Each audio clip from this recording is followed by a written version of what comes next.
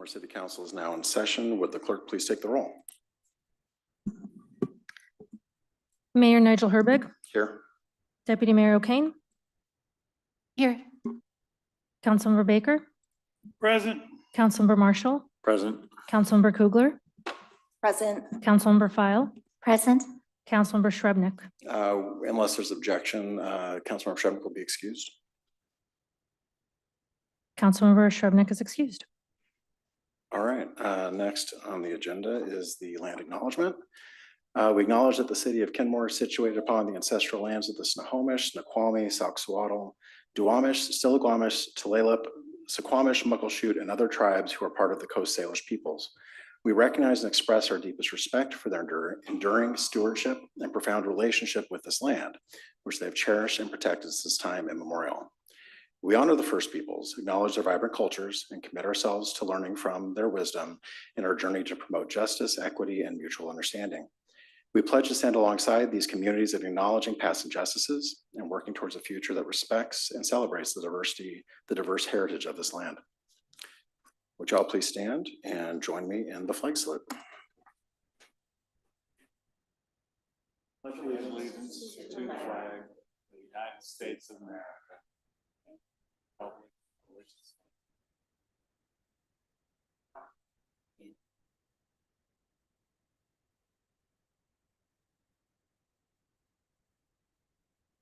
Unless there are any objections, the agenda will stand approved as published.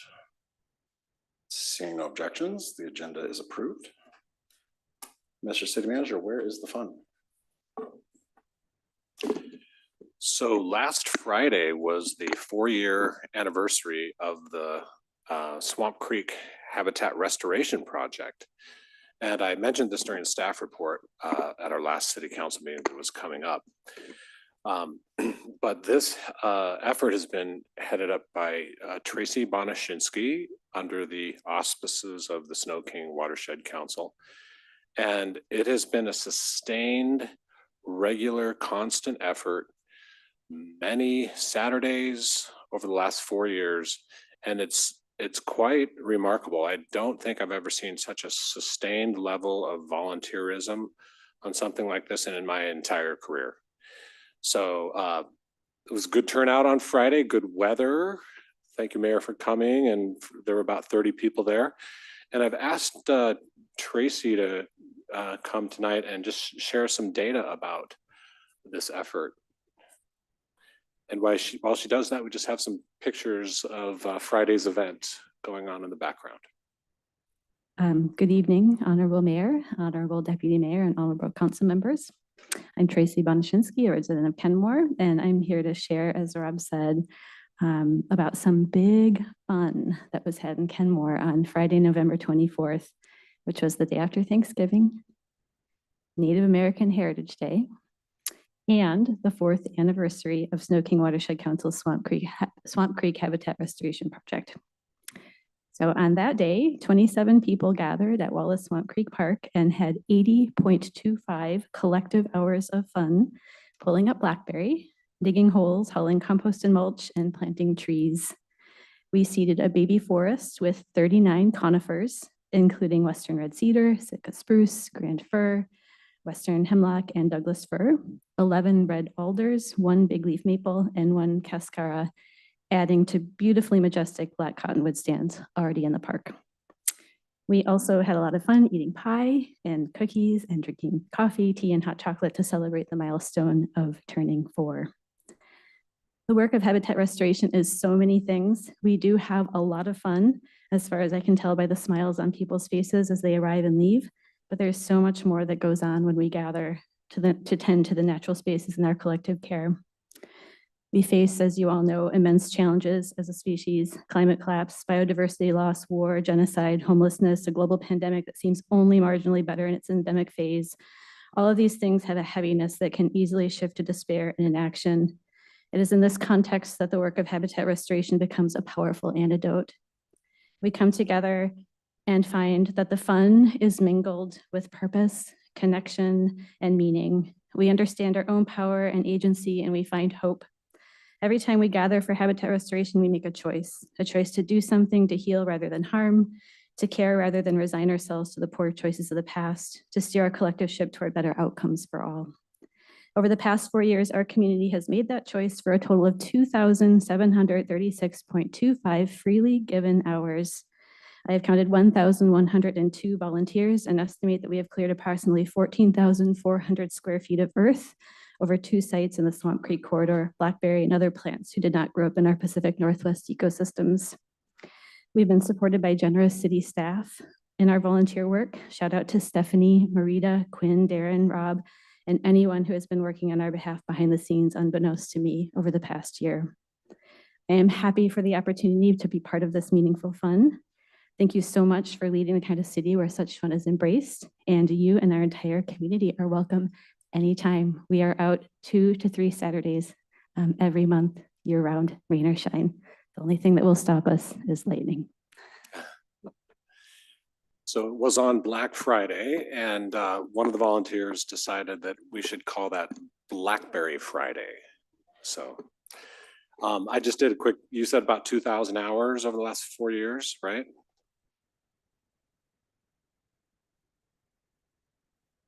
Even more, Rob. I'm gonna call it like closer to 3, 2,736.25. Okay.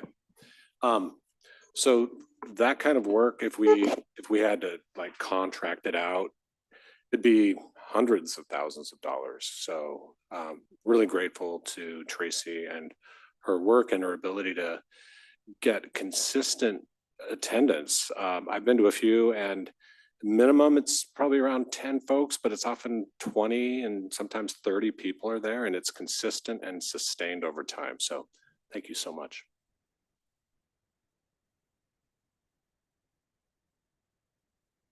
I had a great time, but I was sore the next day, I'll tell you. Digging holes is not. But thank you for all you do, Tracy. Next up is public comment. We welcome our community members to the council's meeting in this forum. The council does not engage or dialogue with the public. Our primary role is to listen. We'll hear from our on-site guests first, followed by our pre-registered virtual guests. All guests must address comments to the mayor and council. The clerk will acknowledge your request and call your name when it is your turn. Your time will start when we confirm that we can hear you. Please state your name and city of residence for the record and keep your comments to the allotted time. We will not split your time with others or reset your time except by express approval of the presiding officer. You can submit materials to the council or clerk in advance. This meeting is being recorded. Thank you for taking the time to express your comments. I would also just point out too that if you are here to comment on the Plymouth development, that there will be a public hearing a little later in the agenda specifically for that. Clerk. Thank you, Mayor. We have one guest signed online, on site to speak, Carl Michaelman. Just you, my friend.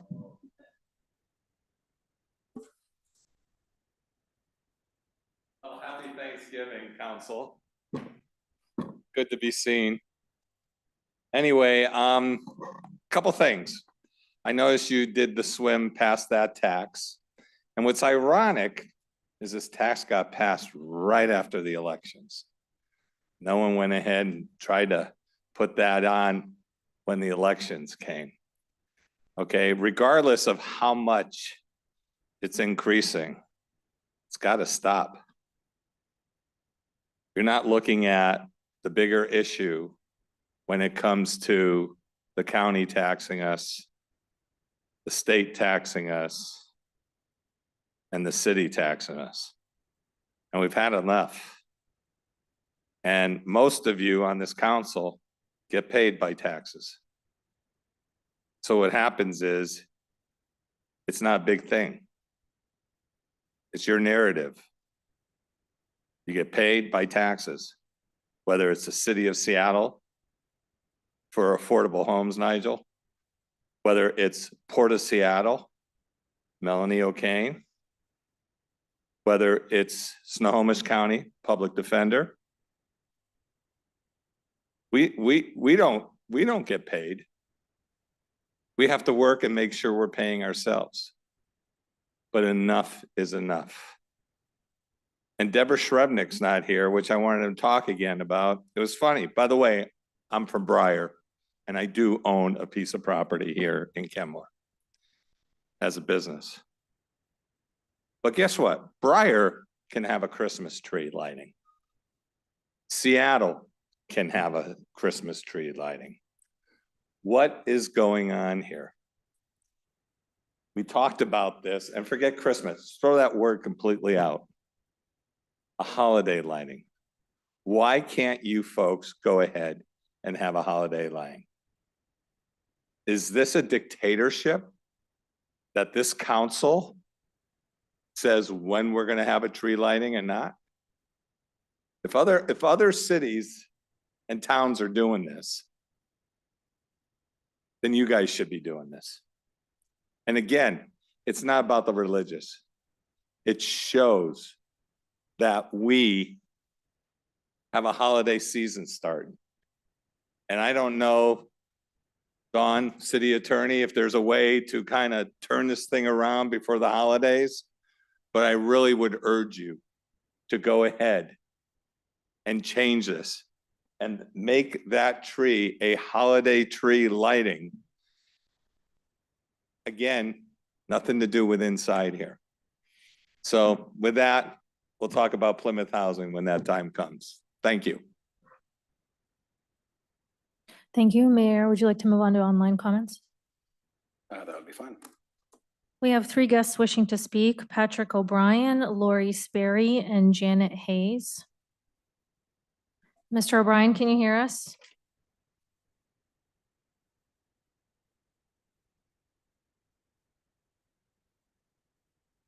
Patrick O'Brien, can you hear us?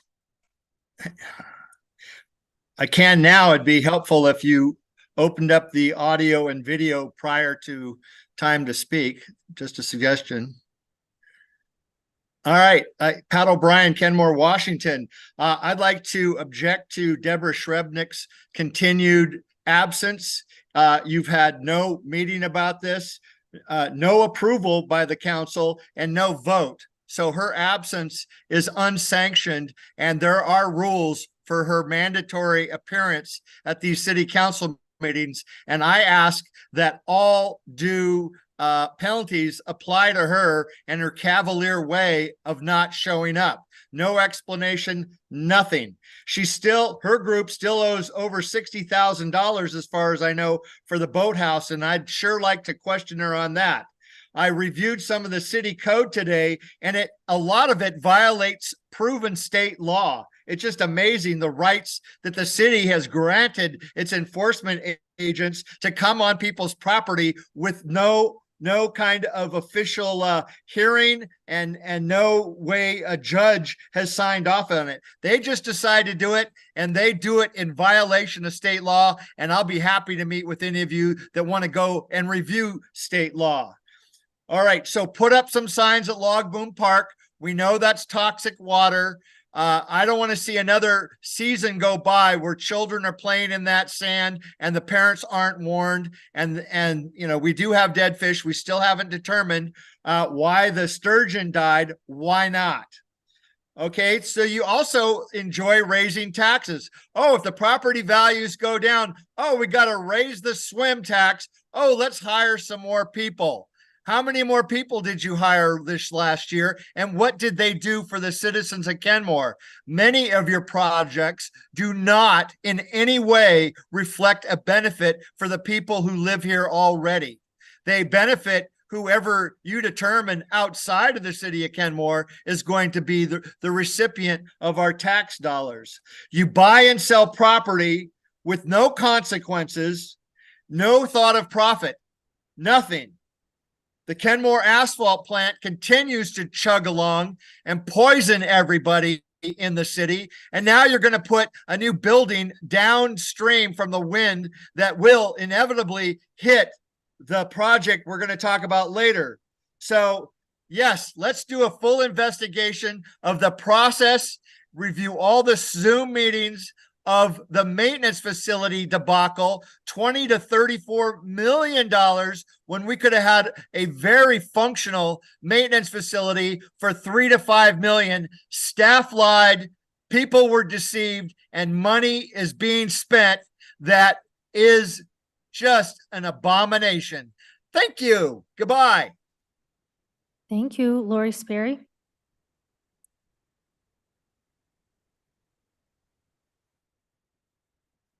Hi, this is Lori Sperry, City of Kenmore. Are you able to hear me? We can hear you. Go ahead. Oh, perfect. Okay. There are more bells and whistles with this process, I will say, but so far so good. Thank you. I hope everyone had a great holiday, and tonight I'm going to read the creation acknowledgement. When Creator made the heavens and earth, the earth was completely formless and empty, with nothing but darkness draped over the deep. Creator's spirit hovered over the face of the waters, and then the Creator announced, "Let there be light," and light burst forth. And Creator saw the light as pleasing and beautiful. He used the light to dispel the darkness. Creator called the light day and the darkness night, and so evening gave way to morning the first day. And Creator said, "Let there be an atmosphere above the waters," and he called it sky. Then Creator said, "Let the water beneath the sky be gathered into one place, and let dry ground appear." And so it happened. He called the dry ground land and the waters seas. Creator saw the beauty of his creation, and he was very pleased.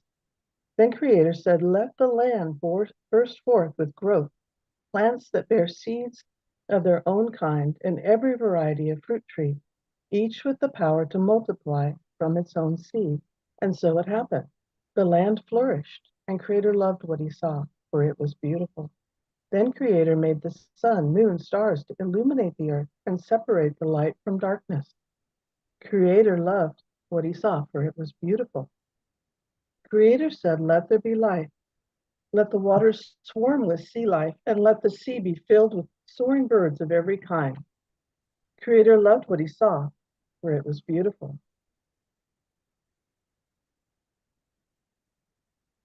Creator said, "Let the earth produce every kind of animal, each after its own kind," and so it happened.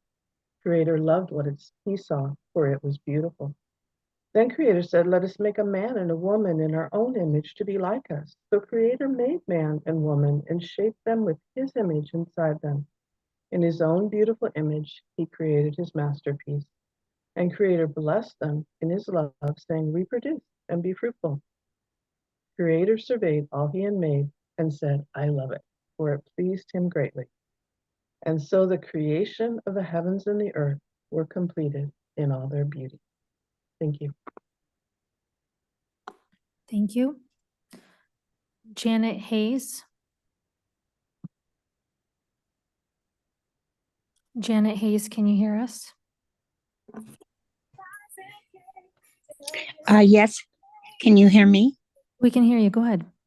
Yes, this is Janet Hayes, and I won't be able to make a comment tonight. My husband is working on all of our tech stuff and my cell phone and my iPad, which I'm trying to listen to the meeting, but I won't be able to speak. I'm so sorry. And I probably won't be able to be on for the Plymouth meeting, the public comment there either. I'm sorry. Thank you. Thank you, Ms. Hayes, and we encourage you to submit any comments in writing if you wish. Thank you very much. Mayor Herbeck, that concludes our list. All right, next we have a presentation, Plymouth Housing Update, introduced by Housing and Human Services Manager Tamby Quirk and presented by Plymouth Housing Chief Real Estate Officer Karen Peterson and Plymouth Housing Senior Real Estate Developer Elizabeth Murphy. Before we go to them, I understand that the city attorney has something that she would like to flag. Mr. Mayor, my comments will be at the public hearing section of the agenda. Okay, sorry, thank you. Thank you. Sorry. Good evening, Council. Tamby Quirk, your Housing and Human Services Manager. I'm joined this evening by our Plymouth partners, Karen Peterson, the Vice President of Real Estate, and Elizabeth Murphy, the Real Estate Department Manager. We are also joined virtually by Elsa Kings, the Housing Trust Fund Program Manager from a Regional Coalition for Housing. Beginning back in 2022, the city has been working with Plymouth through an RFP process to bring affordable housing to a property here in the city. And as we move towards a development agreement public hearing later this evening, we wanted to invite our partners back to give an update and reminder of how we got here and the work that we've done along the way to bring this housing to the city of Kenmore. And with that, I will hand it off to you all.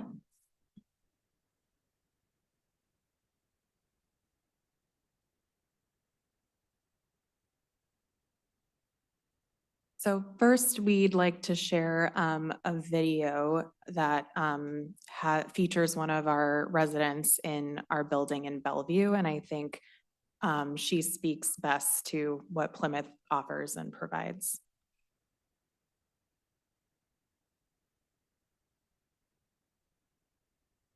It's just so important to understand the value in an individual and that we don't pass judgment on someone just because they happen to be struggling in that moment. Even for me, I remember a time not having a savings for first month's and last month's rent. And I was too embarrassed to tell my family, yes, I'm a professional with a master's, but I have nowhere to go. And it just made me realize it could happen to anybody. I was born and raised in Tacoma, Washington, and I had some struggles through life. Starting with the death of my son.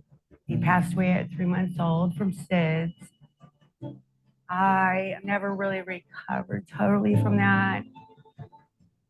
I ended up in a really very, very abusive relationship for about 6, almost 7 years. And it just broke me.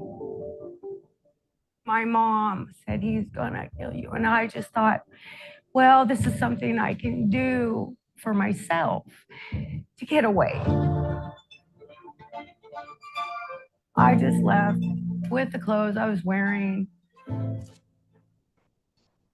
I mean, I would sleep on the sidewalk.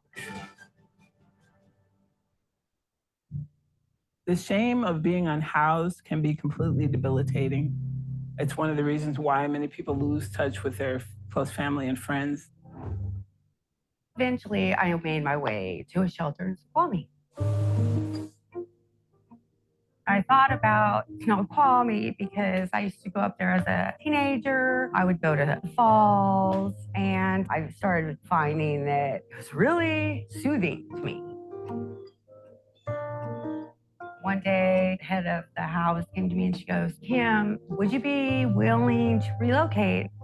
Plymouth Housing is building a building there. Do you guys want to go to the open house with us? Yeah! I immediately started doing research on Plymouth Housing. I can't even explain how excited I was. I've never really got included with anything really like that.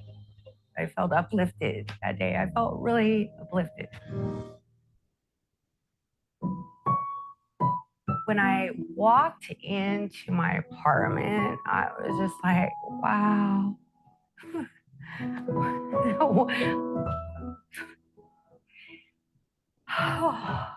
I just stood there in the middle of my apartment. And I was just like, wow. I mean, overwhelmed with joy. This is mine. It was beautiful. It was perfect. I felt relief.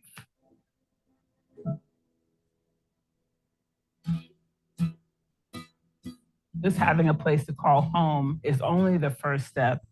We provide a person that they can confide in, a person who's going to support them. It's just so important to understand the value in an individual. Website, if you want to watch the whole thing, but just wanting to ground us in why we do this work and why this building is so important.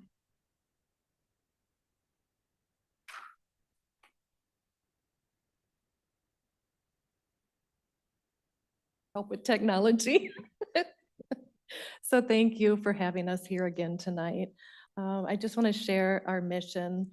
Plymouth Housing Group works to eliminate homelessness and address its causes by preserving, developing, and opening safe, quality, supportive housing, and by providing homeless adults the opportunities to stabilize and improve their lives.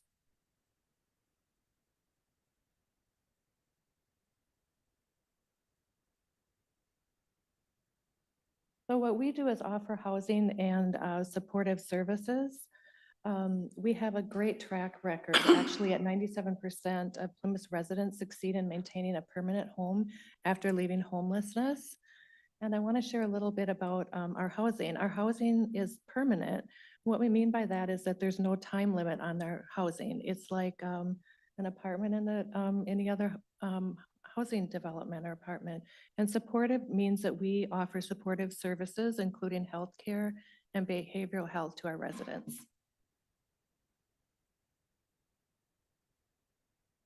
And I think the first question a lot of people have when they hear about this building is who are the people that are going to be living at the Kenmore Supportive Housing Building?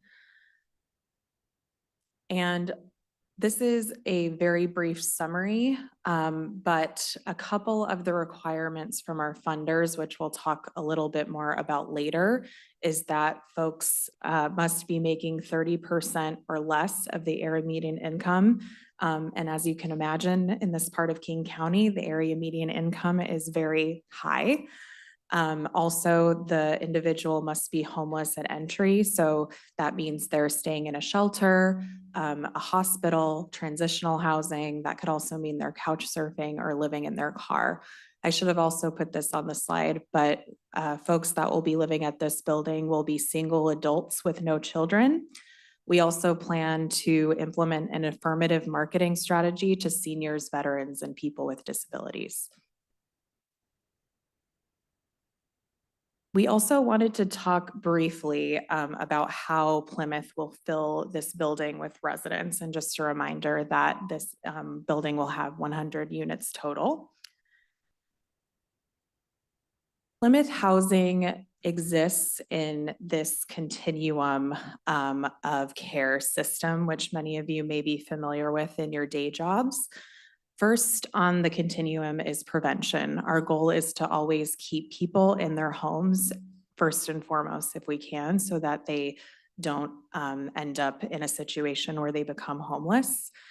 There's also the emergency homeless system. So if someone does end up in a situation where they are homeless, there are shelters, transitional housing, day centers, but those are all temporary solutions.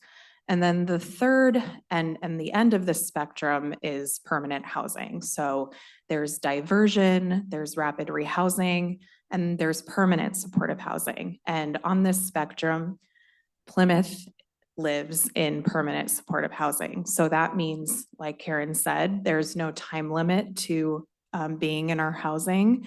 The housing is fully subsidized and the tenants live there for as long as they would like. So there are a few steps to leasing up a building like this, and this is based from past experience as well as what we may see at this building. First of all, we receive project-based vouchers from the King County Housing Authority. And what we mean by project-based is that the vouchers stay with the building. So oftentimes you might hear the phrase Section 8 housing, which is kind of an older term for these kinds of vouchers that follow the tenant. But the vouchers that we receive will stay with the unit. And that means that people that qualify will pay 30% of their income toward rent. Plymouth also covers all utilities. We often build referral partnerships with local partner agencies to find qualified tenants. Prospective tenants at partner agencies have the benefit of working with a case manager with whom they already have an established relationship to help them through the process. For example, at our Bellevue project, Plymouth Crossing, we worked closely with Porchlight Men's Shelter, formerly known as Congregations for the Homeless, and the Sophia Way Women's Shelter were two of our direct referral partners, among others. And at our building in Ballard, Toft Terrace, one of our referral partners is the Ballard Food Bank. So we really try to build partnerships locally to make sure we're housing folks that are living in the areas where we're building our buildings. We're often required to go through the coordinated entry system that is overseen by the King County Regional Homelessness Authority. In the past, we have successfully negotiated bringing in our local referral partnerships as part of the coordinated entry effort. And we do plan to implement a similar strategy at the Kenmore building. I'd also like to mention that we have Plymouth staff representation on the coordinated entry committee. So that's kind of an oversight committee that will help kind of give feedback on the coordinated entry system. So these goals will also be communicated that way. Also want to note that we won't be leasing up all 100 units at once. We'll be doing a phased lease up, which will take 6 to 8 months to fill. So on average, we'll have 15 to 20 residents moving in each month after the project obtains its certificate of occupancy. We also want to point out that not only is this a compassionate way to address homelessness, it's also cost effective. So oftentimes when people are experiencing homelessness, they end up in our emergency system. They spend a significant amount of time in the hospital because they have nowhere else to go. And for the cost of 3 days in the hospital, Plymouth can provide 365 days of housing and critical support services.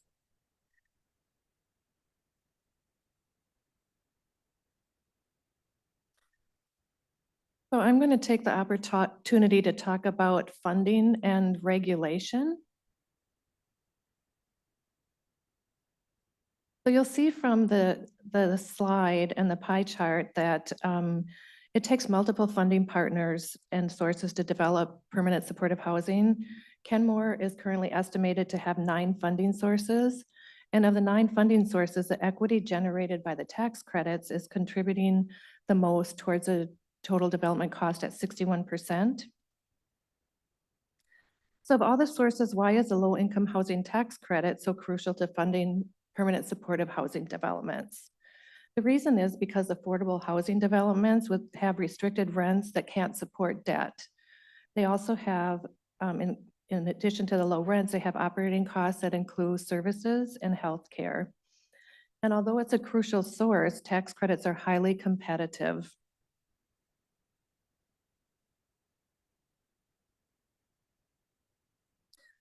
I also want to talk about the impact of priorities in a competitive environment. The highest priority of need is to provide homes for people that are unhoused.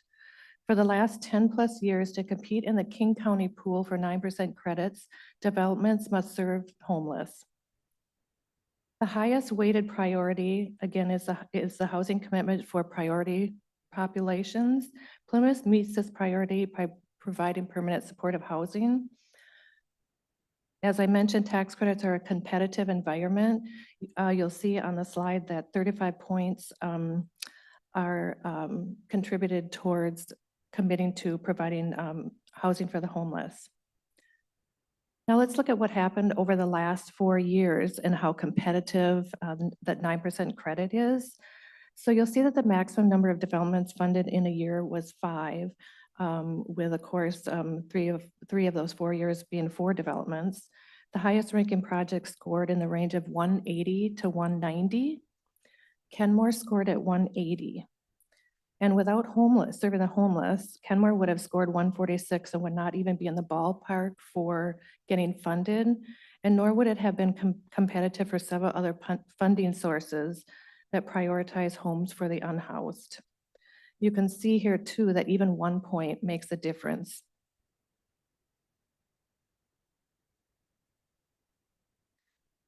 So who sets the priorities? How do we compete for an allocation of tax credits?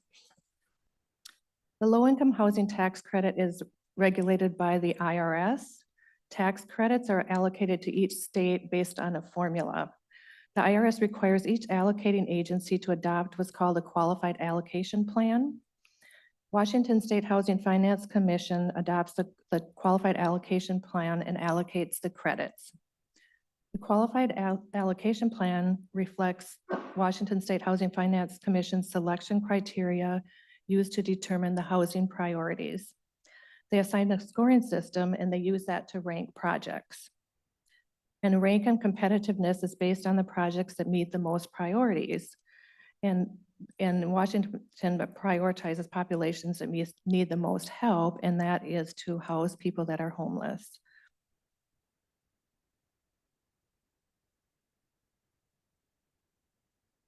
I also want to share the complexity and the regulation that is associated with our tax credit developments and the several other funding sources. As I mentioned, tax credits are an IRS program, so it's also monitored by the IRS. We have an investor that's in the development. We have the construction loan lender, several funding partners. We have to provide reports to the commission of costs that have been certified by certified public accountants. And of course, we're subject to audits. And then there's a lot of methods in how we make sure that we are keeping our commitments that we make up front. There are regulatory agreements and covenants that are filed of record. That oftentimes, it does include rent and income levels. And it also ensures that we meet our commitments over the entire compliance period.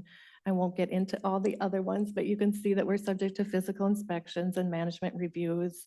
Non-compliance is reported to the IRS. And you'll see the other methods that are used to make sure that we are properly meeting our requirements and running the property as expected.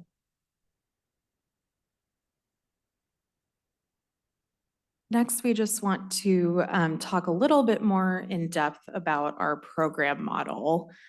So Plymouth offers our residents a home without asking them to prove that they are ready for it. We believe that stable housing transforms lives because without a home, people cannot access the assistance they need to address the challenges that may have led to life on the streets. At Plymouth, we lower barriers to our housing so that people who are shut out of many places to live have the opportunity to succeed. We also want to point out that we are in a role as a landlord, so we are subject to landlord-tenant laws, including the Fair Housing Act, which is a federal law that came out of the civil rights movement to prevent redlining and discrimination. As a landlord, Plymouth is subject to these federal laws for all of our buildings, same as any other landlord in any other apartment building. Similar to other landlords, we only have jurisdiction to respond to incidents within our building walls. However, we also provide additional case management services and healthcare services for individuals who need more support. So we're providing that baseline of shelter and a dignified place to live, as well as supportive services. I also wanted to review our development and operating principles. So first and foremost is safety. Our buildings are monitored 24/7 to provide support for our residents and an affirmative presence for the neighborhood. We create a welcoming environment by keeping public areas monitored, clean, and well lit. Security cameras will be monitored by building staff. We also have a lease and building rules, which outline rights and responsibilities of on-site staff as well as tenants. All of these are signed by building residents. Also, we have secure entry. There is only one way to exit and enter any of our buildings, and only residents and their guests are able to enter unless they have previously checked in with the front desk. We also want to point out that our residents have a reasonable right to privacy. I think sometimes people assume that because they're living in subsidized housing that they should be subject to more scrutiny. But we believe that our tenants have a reasonable right to privacy to live in their own home. So also design. We use design to enhance the neighborhood identity, in this case to be cohesive with the downtown Kenmore atmosphere, as well as integrating outdoor spaces. we get to develop relationships, holding public meetings and add beneficial features to our buildings. We do plan to have a public process to come up with a mural concept for the side of the building on 67th Street. Art is a really important part of Plymouth buildings. We believe it promotes healing as well as adds to the community atmosphere, and we really want that to be a community effort. And finally, community. We are committed to supporting the neighborhoods surrounding our buildings. We make an effort to get to know our neighbors and contribute to community groups, both during development, construction, and once our residents move in. We actually held a community meeting in September. Fortunately, it was a beautiful day, so we didn't have many people on an online meeting, but we hope to hold another one in the future. The recording is available on our website as well as an FAQ document. We also have plans and hope to meet with this Kenmore Chamber of Commerce at one of their upcoming meetings. We've also met individually with neighbors and responded to emails from neighbors asking more questions. And I'll include the email for the project at the end.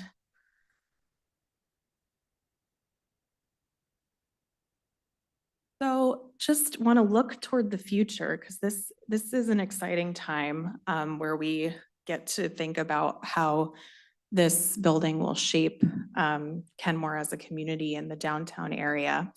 First, I wanted to address the parking.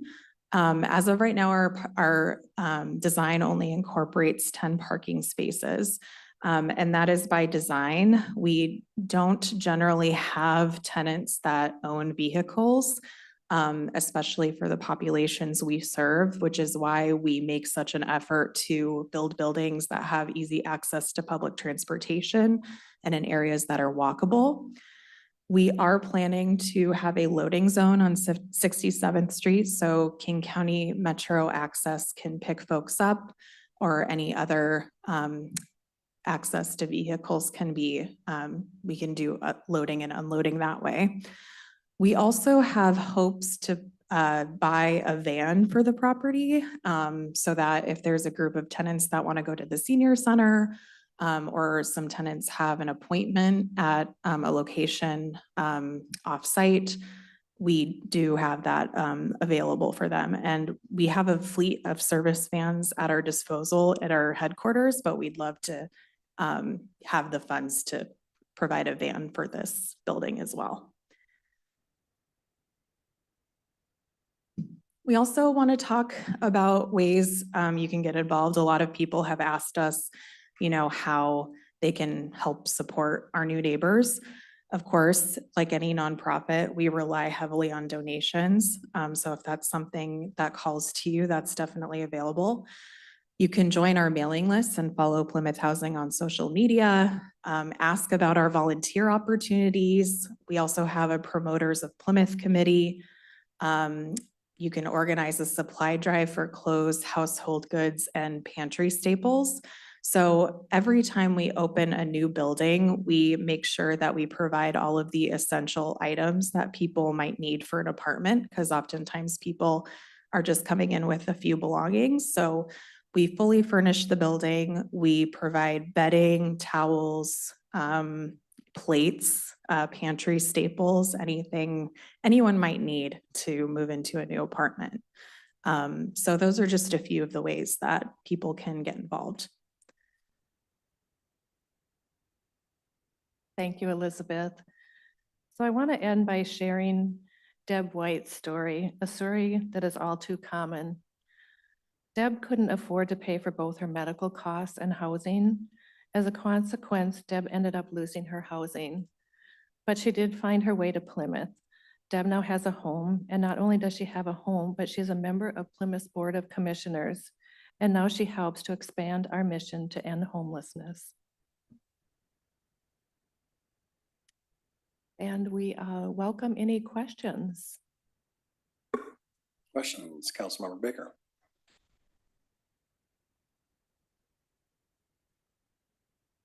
I'm curious about Kenmore residents who need the facility.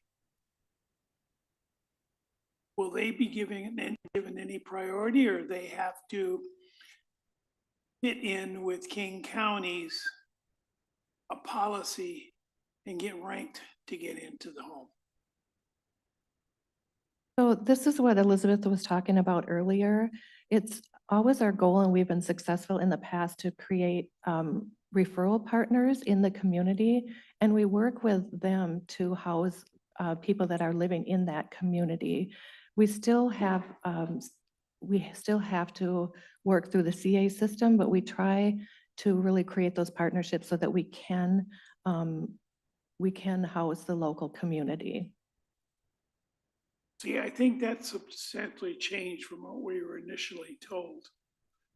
Or certain, I think it led to believe that Kenmore people would have preference here, since the city was donating so much property and money. But that's just not the case. How tall will this structure be? Well, first I'll address the first part of your question. Mr. Mayor, if I may, just interject briefly. Yes. I City Attorney. truly apologize for interrupting, but I think that as it stands, we're going deeply into the development agreement portion of the agenda. And in order to do that, we need to move to the public hearing and the staff presentation, which would then again allow for the council's questions. If we could do that, then I recommend that as a more correct procedural step. So I'm sorry, I can't quite hear you. I'm recommending that we have this discussion in the business agenda under the public hearing for the development agreement. Okay. Would Karen Elizabeth be able to join the table for that portion also? Okay, great. Anything else we remove to the consent agenda? All right, we'll do that and then we'll go into the public hearing after the consent. Next on the agenda is the consent agenda. The chair would entertain a motion to approve the consent agenda. So moved. Second. Motion and a second. Is there any discussion on the consent agenda? All those in favor, say aye. Aye. Any Aye. opposed? One abstention. Okay, the consent agenda stands approved. All right, next we're going to move to the public hearing. So the public hearing is on the Plymouth Development Agreement presented by Development Services Director Samantha Luke and Housing and Human Services Manager Tambi Cork.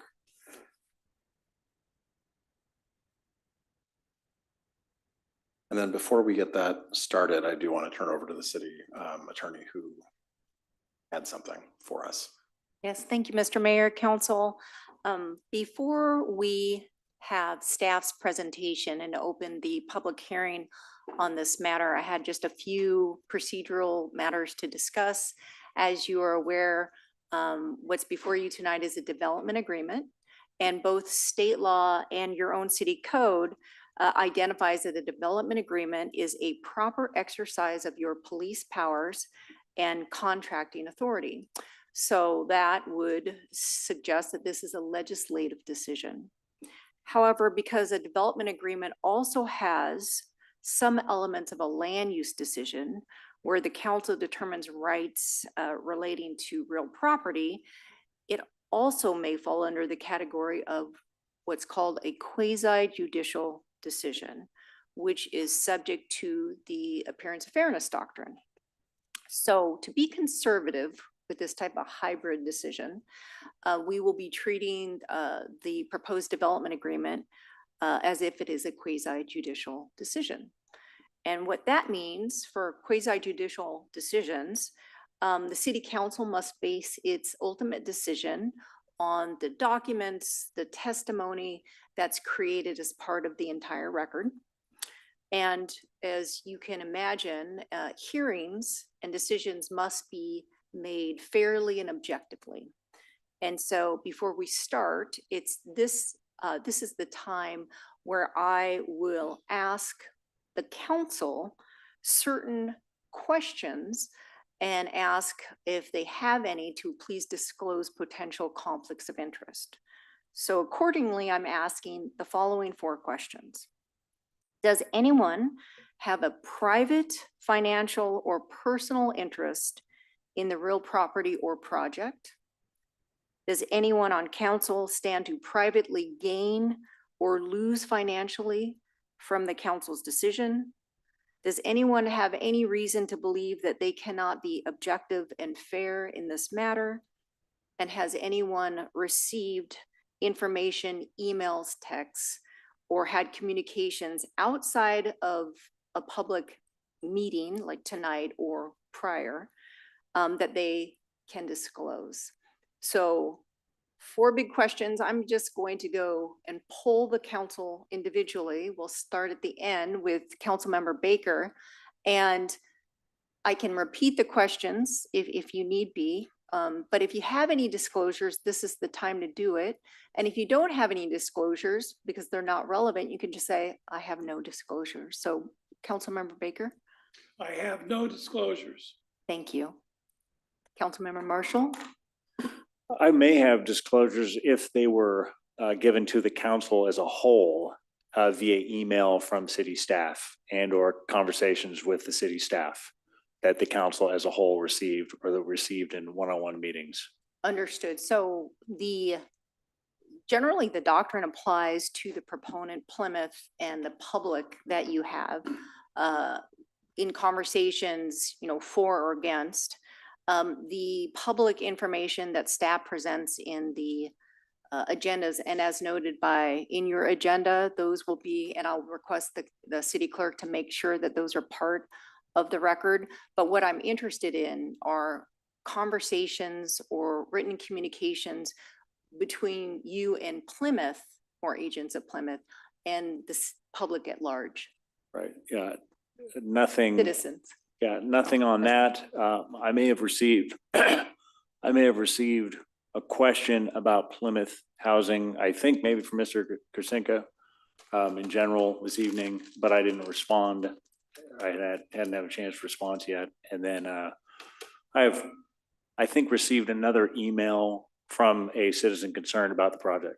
Okay, and then what I'm going to ask, as I would ask all the council, is to simply, if it's an email or written format, please forward that to the city clerk so that she can put that on the record. Okay, thank you. Yeah, other than that, I am a public defender and I represent clients under the Involuntary Treatment Act. I don't know whether or not the facility, I'm going to ask the question, whether or not the facility is taking people under the Involuntary Treatment Act, but that doesn't, though it may benefit my clients to have more housing options, doesn't affect my salary at all. Thank you very much. Thank you. Councilmember Kugler. I've received emails from people in the public about this topic, but haven't had discussions about it. And I believe that many of those, if not all of those emails, were sent to all council members. Okay, thank you. And again, same response. If you can, please provide those to the city clerk. We'll make sure those are part of the record prior to the next public hearing. Mr. Mayor. Nothing to disclose other than the emails that we've all received. Thank you. Deputy Mayor O'Kane. Nothing to disclose other than the emails that we've all received. Thank you. Councilmember File. Yes, emails we've received, some discussions with community who had asked questions about the type of services it would provide. And early on, I think I had an outreach of a couple questions I had of folks with the Plymouth Housing Project that are all through public records. And then just timing wise, do you recall the discussion with the Plymouth representatives? Was that super early on? And the reason I ask that is that the appearance of fairness, if applicable, is really during the pendency of an application, and the development agreement application was mid-October of this year. So that would be prior to then. Right. Okay. And then, of course, we received emails from Plymouth Housing, general emails and announcements. Most all of us have. Okay. And if you can, again, if you have those, please send those to the city clerk so that they can be put on the record. And is that it? I believe so. Thank you very much. And now's my opportunity to open it up to the public and ask if anyone has an objection to the council participation based on what they've heard tonight.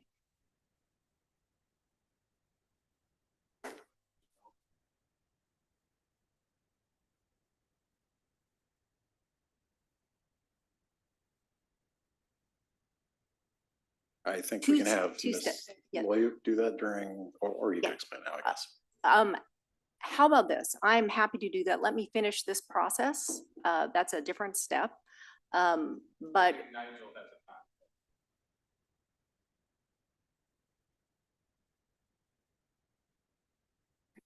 and I'm sorry, and no one online can hear any guests in the audience, and so I'm going to leave that to the presiding officer to see whether members of the audience can be recognized.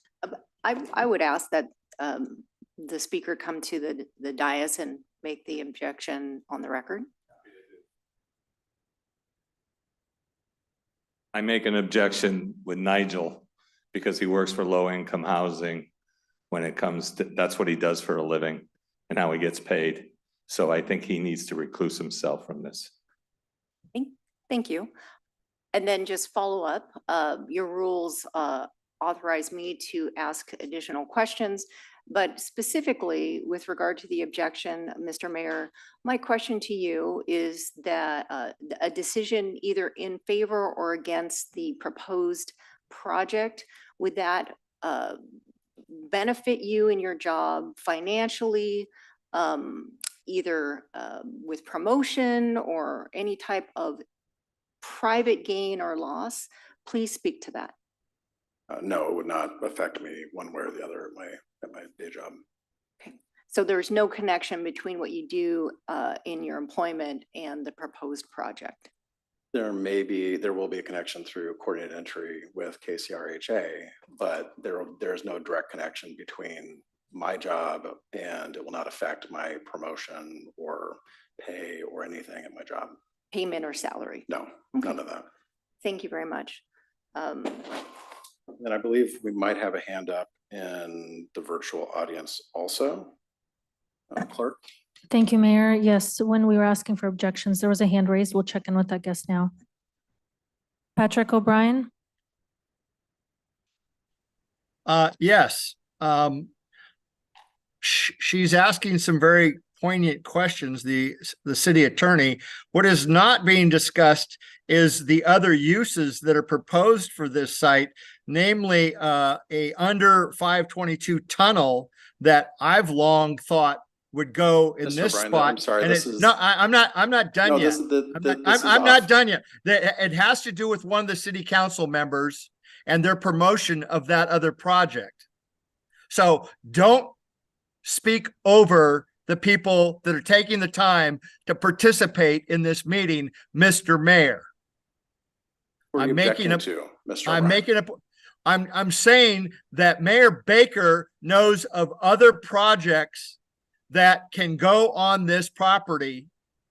And all of you, or some of you, might also know that you're selling property that is distressed with toxins in it. And it was proved the gas station and the old auto parts store, which resides where the dental office is, had in-ground toxicity, and a voice by the city council saying it was not significant.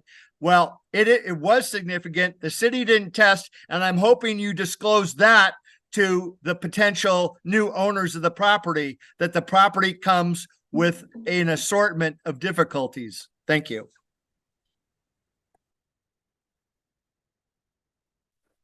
So having heard the objections, under the appearance of fairness, again, these are really related to personal conflicts that people would gain private financial benefit or loss. I have not heard any that would meet the level of the appearance of fairness doctrine.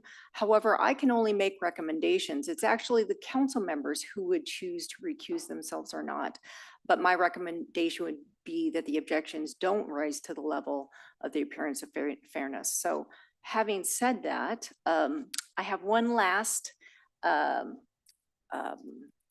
cautionary or reminder, this is only the first of 2 public hearings. So we will go and I will ask if you've had any since this date, any additional ex parte communications. Again, ex parte communications are simply discussing this topic outside of the public meeting or the public hearing. So if you do in fact receive any more emails from today's date on, please just forward them to the city clerk's office and ask that it be made part of the record. And the appearance of fairness doctrine says that is what you need to do. And that is it. I have no further preliminary matters unless the council has questions for me. Any questions before we turn it over to staff? All right, thank you very much. Thank you, Mr. Mayor.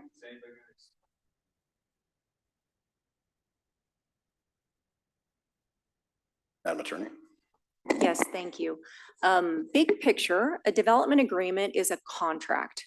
And what it is the proponent comes to a city or a county and it says, I would like to build X, let's say a building, but I cannot meet or I would like to deviate from your zoning code in these various ways. I'm going to say 3 ways. And parking, height, density, that's an example.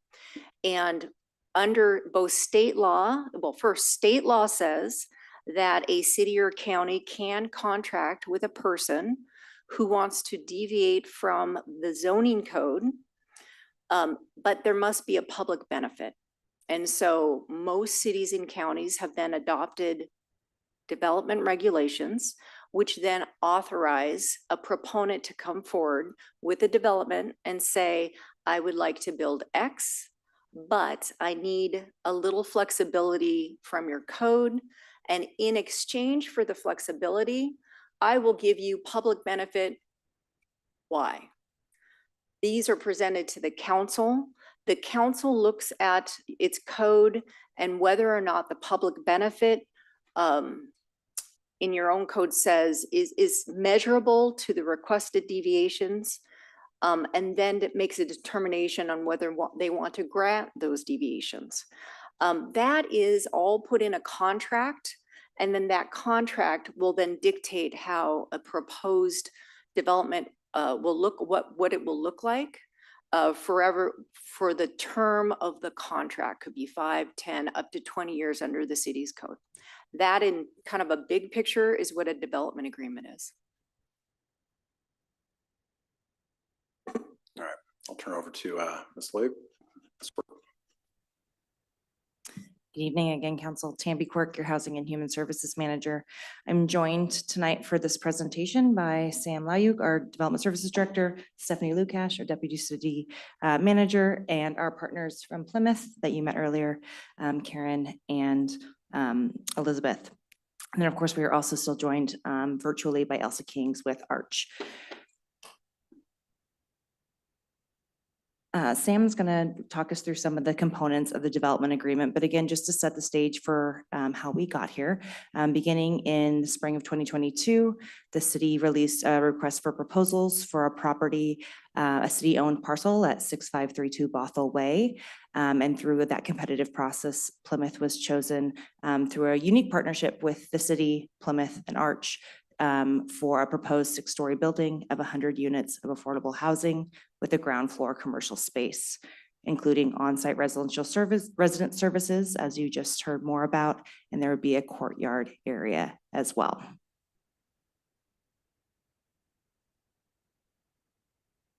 Okay, so to add on to what the city attorney mentioned about the development agreement process, I'll just kind of add on to that.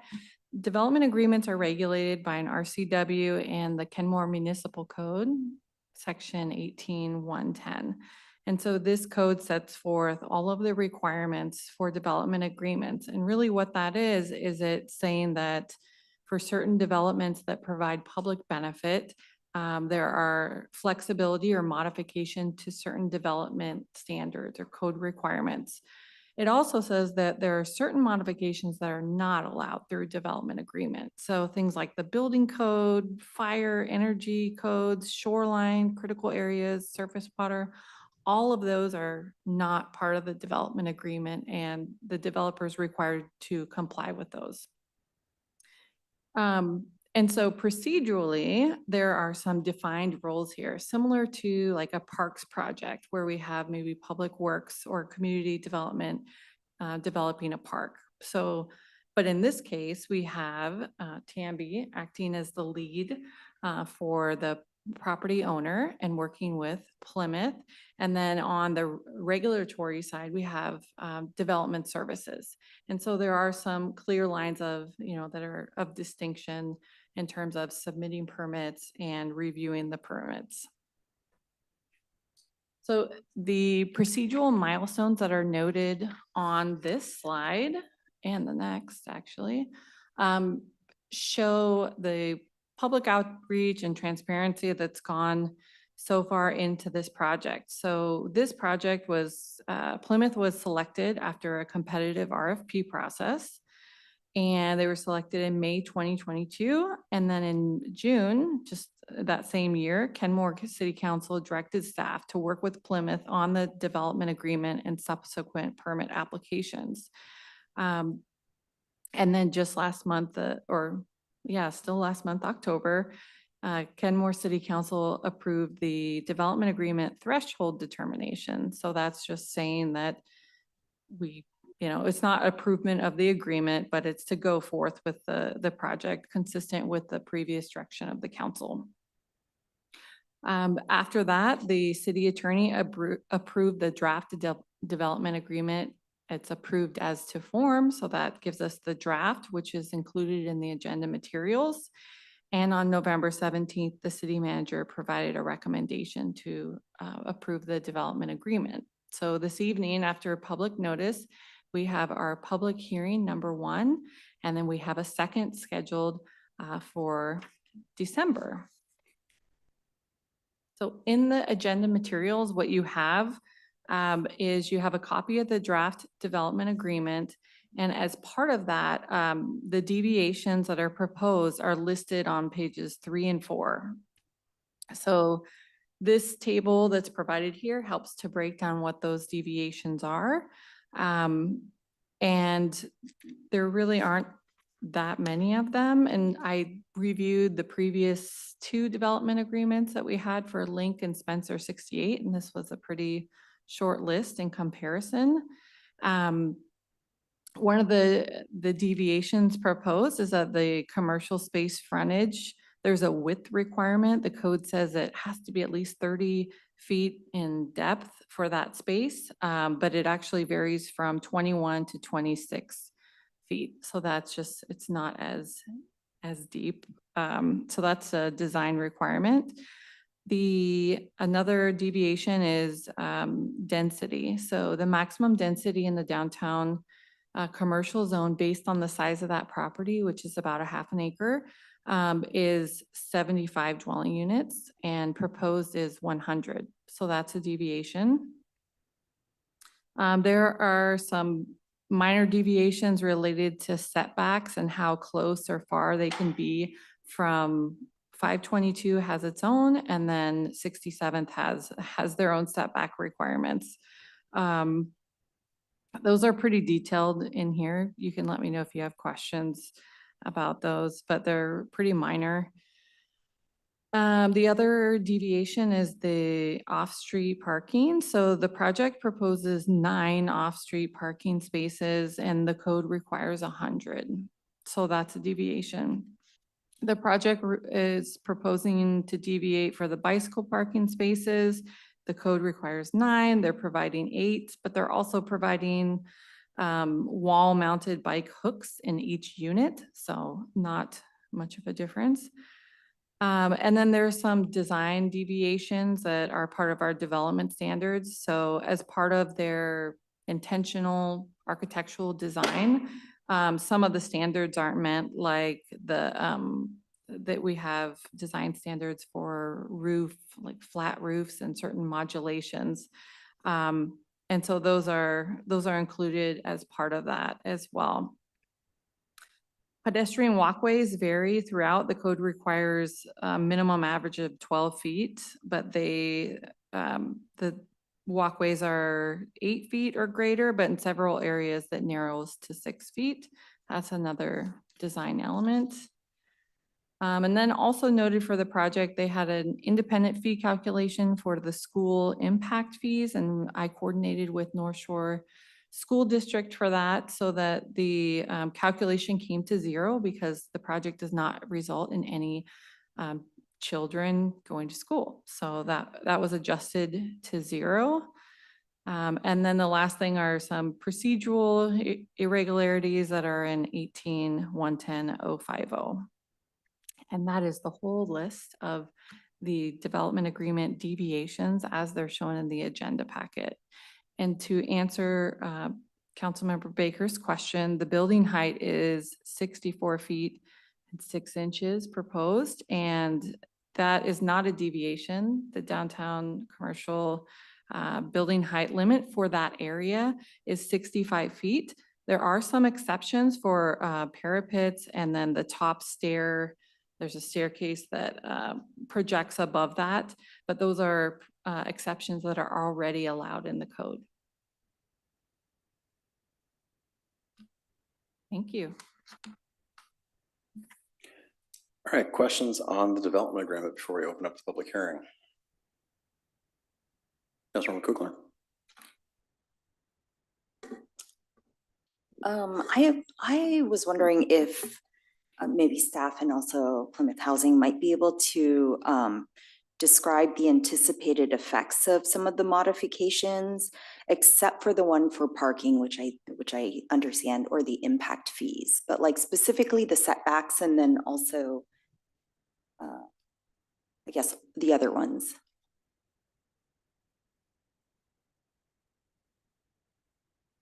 I don't believe that there will be any impact. Sam, I don't know if you have anything to add.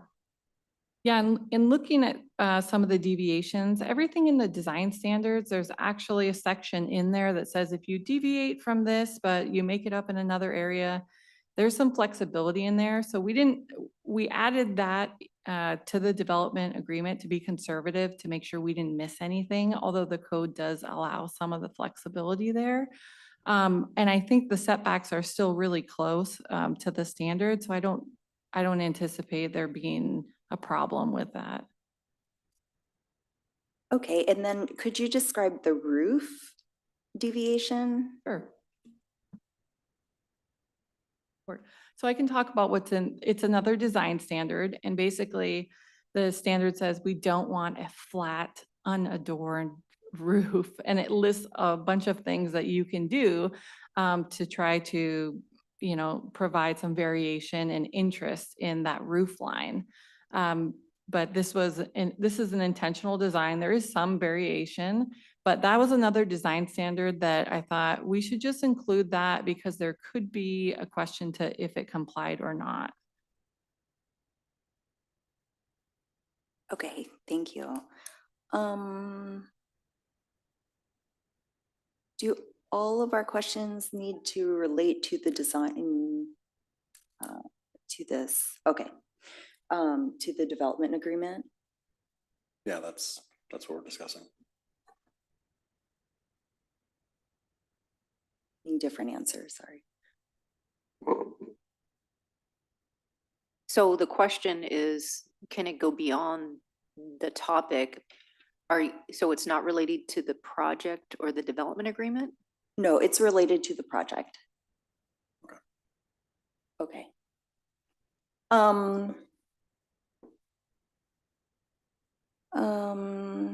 These are like questions that I've either heard or from like community members or I have for myself. So in the presentations and materials that were sent, I think it said there are activities that are done for community building for residents and neighbors. It wasn't clear whether those are like meetings with community members or are those actually activities to encourage community development between residents and neighbors? I think you're referring to when we talked about our development standards, and I was referring to community involvement throughout the development process and just being engaged in the community. What I was also referring to is that oftentimes we'll have a Plymouth staff member represented on neighborhood associations. So it's less about events and more about how Plymouth might be engaged in the community. So if you have like a farmer's market downtown, we might set up a table so we can meet members of the community. If there's interest from the community to volunteer, we would set that up. But nothing really planned as far as specific events. That's not to say that that's not possible in the future. Okay, thanks for clarifying. How frequently is the front desk staffed? Yeah, so generally we do have a 24/7 staffed front desk. I think it typically depends on population, but at least for the first couple years, while we're getting set up, we definitely want to have at least monitoring of the front desk 24/7. We also have on-call staff that are available 24/7 to respond to any incidents in the building should they come up. Okay, great. I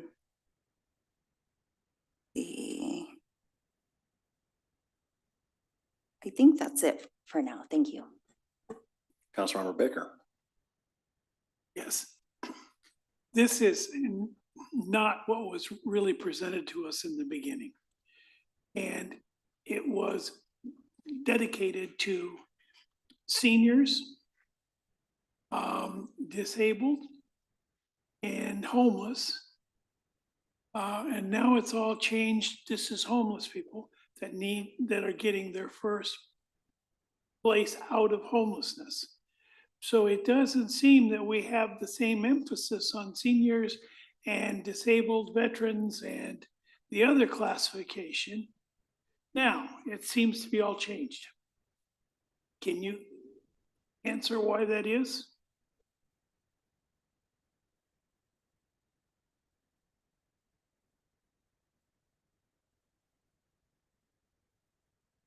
So if I'm not giving you all the detail you want, please let me know.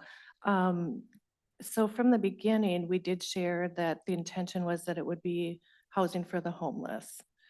And then we talked about how we would foresee the population. And that's just as you described, like seniors, veterans, people with disabilities. Now, we do have one other factor, that's a King County Housing Authority vouchers. And we can't answer that yet, what type of vouchers we're going to get. We don't know. There's several different types. For instance, if there's vouchers for seniors, then we are required to house seniors because we do want the vouchers. We want 100% of the vouchers. So it helped me to understand what part you feel like was not congruent to our initial Because application. it was my understanding that there was a more relevance to Kenmore population, residents of Kenmore that were facing homelessness, seniors that are having to sell their houses because of taxes and other reasons. I just don't see the emphasis on Kenmore. What I see is subtle emphasis on Seattle, and moving Seattle proves Seattle people up here. I don't see any Kenmore people having opportunities. Well, that's when we talk about the referral partnerships that we've been successful with in the past. We do need to work with coordinated entry, KCRHA, but like we've mentioned in our past projects, we've been very, very successful with working with them to have engage with them to have referral partnerships. And then those referral partnerships would be people that are more in the Kenmore area, so we can get referrals that way. So that's how that is the method that we've been successful in doing to house, Kenmore residents. A couple of things just to add, we actually can't have a preference for people based on geography. It's against the law. It's against fair housing law. So that's one of the reasons why we can't have a local preference. However, like Karen mentioned, we can build partnerships that are local to the community so that we make sure that people who are in Kenmore are able to have a direct line into the building. Also, I wanted to point out that actually on our presentation to City Council on May 31st, 2022, we went through our referral, a little bit about how we refer tenants to the building, and we also explained that we would include formerly homeless persons in the population. There is a referral process then for Kenmore people? There are steps that Kenmore people can go Correct. through without going downtown? Correct. That are available Not here in Kenmore? So no potential tenants will have to go to downtown Seattle. We will set up operations in Kenmore for lease signings and meetings with potential tenants. So when will those operations be functional? So we can't start leasing up until we have the building, so people, when you sign a lease, we're basically saying that your unit is ready to move in. However, we plan to start in January, building up those referral partnerships locally so that we are well prepared to have a direct referral pipeline to the building. So I understand we may not have the population to fill the building, and legally we can't fill the building with Kenmore people. But I want to make sure there's a pipeline for Kenmore residents to go through, and they actually have a shot at it. Yes, This is not going to be a ferry service. Yes. For Seattle. And we agree on that. And that's actually what our building on the east side in Bellevue is like. We spent years setting up direct referral partnerships. So actually the homeless shelter that we're right across the way from, we have several clients that have gone directly from the homeless shelter into our building. So Plymouth is exceptionally good at building up local partnerships in order to fill buildings with people who live here. But we can't guarantee that every single person will have be experiencing homelessness in Kenmore. I know something about Plymouth, and I am certainly pleased, but I just want to make sure our residents have opportunities. Yes. And I don't want to see our residents on the street because it's all filled with Seattle people. So understood. Thank you. Councilor Marshall? Thank you. So as you may have heard, I'm a public defender, but I'm wearing my community hat right now. I think it, gives a definite insight into how people do need to be supported. So I will try to make the questions as few as possible. Are there people, you mentioned hospitals earlier, is there that ITA connection? Are people coming out of ITA holds? And then please tell me all about the level of service for that staff that's going to be there in the building. How long, how often, and then also just the strict security aspect of it. So there can be somebody on call. Can you get an on-site security? And then is there a metric for the transportation people need? Like instead of one van, I don't know. You guys must know, right? Like how big the population gets, what's the average van need for what I assume to be substance appointments, substance counseling appointments, mental health appointments. Everybody's going to have appointments where they're going to be there physically. Telehealth must have gone a long way. Maybe are there going to be telehealth services available at Plymouth? So please tell me all about those services. Appreciate it. The Involuntary Treatment Act. Yep, that's for behavioral health disorders and people held under various regimes, whether they agree or not.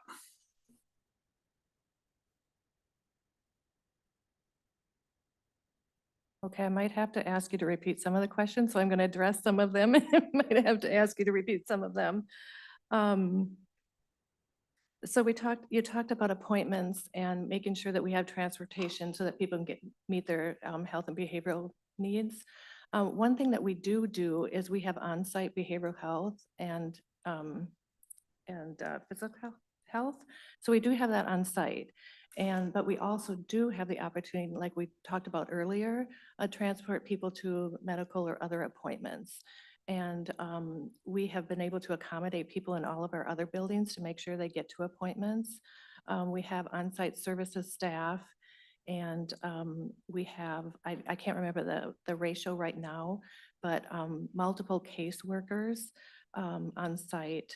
And so we make sure that people have that support that they need and that personal support. And we check in with people quite frequently, but we do for sure make sure that people get to their appointments. And like I said, we've been able to meet that need in the past. Sorry, just before you leave that, then how often or what's their hours? What are their hours that they're posted at Plymouth? The behavioral health folks and the case managers, so they visit once a week. Are they there daily, 8 hours a day? Elizabeth, you know the schedule better than I do. So our case managers have a regular Monday to Friday, 9 to 5 schedules. And then our staff that work at the front desk have, you know, generally it's 24 hours a day. We have 2 people at the front desk or working swing shifts. So like 6 PM to 11 PM.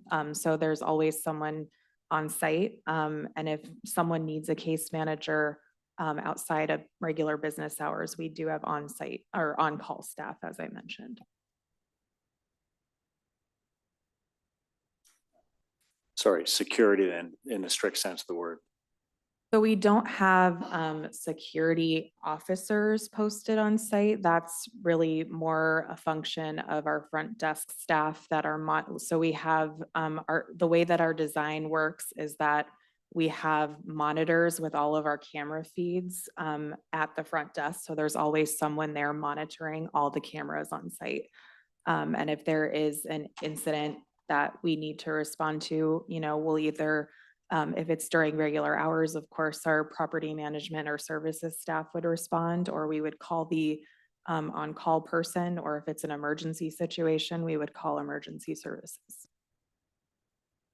The hospital connection, they had mentioned people living in the hospital versus in your facility. We don't have a direct, I realized when I mentioned that in the presentation, that might have been confusing. We don't have like a direct line of people. The only requirements we have from our funders are the 30% AMI and the direct from homelessness. So we have no other, what we call set asides for, or requirements to house people who have mental illness or other sorts of behavioral health issues. Councilor File? Thank you. You know, you've already addressed this issue once or twice, is that our Kenmore population. And I'm just going to raise the issue again. We put this forward as a pathway for hopefully people in our population to be able to have access to housing. We entered into that with the complete hope and understanding and with the votes to make sure that that happened. And that's how we invested our dollars locally. Our community is counting on that. So I want to make sure when you're talking about the referral system, not just a, you know, hello, how are you? And let's get you coordinated and, you know, it's somewhere else. I want to make sure there's going to be beds, housing in that building for some Kenmore residents. And I just want to actually hear that, not just that there'll be a referral and a possible way in, because I do know that, you know, Section 8 is a lottery system. People attempt to get into this. That's one pathway. King County Housing Authority is yet another pathway, but that's also a very long, drawn out pathway. So I don't want to have our community who are on the brink of homelessness now and you know, worrying about what comes next, to not have hope.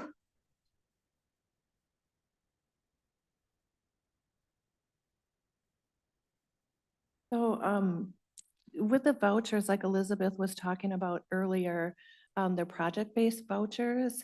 So it's different than like a voucher, a tenant-based voucher, where it's with that person. The vouchers stay with that property.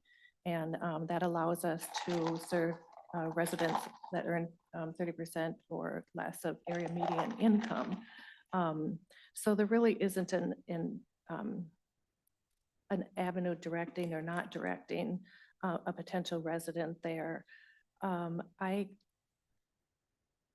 can't promise that there's going to be Kenmore residents because I can't be there in the future. But what I can tell you is that, just like Elizabeth has said, we have been very successful and intentional about when we're building a building in a community like in Bellevue, that we have created those referral partnerships and we have housed residents that are in Bellevue. Unfortunately, we have to work in a system that exists, and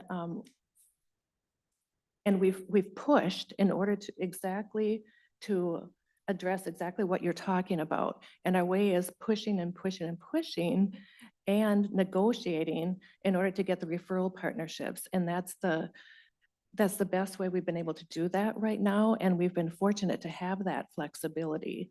And so right now, that's the way, that's the path towards building those referral partners to make sure that Kenmore residents get in the property.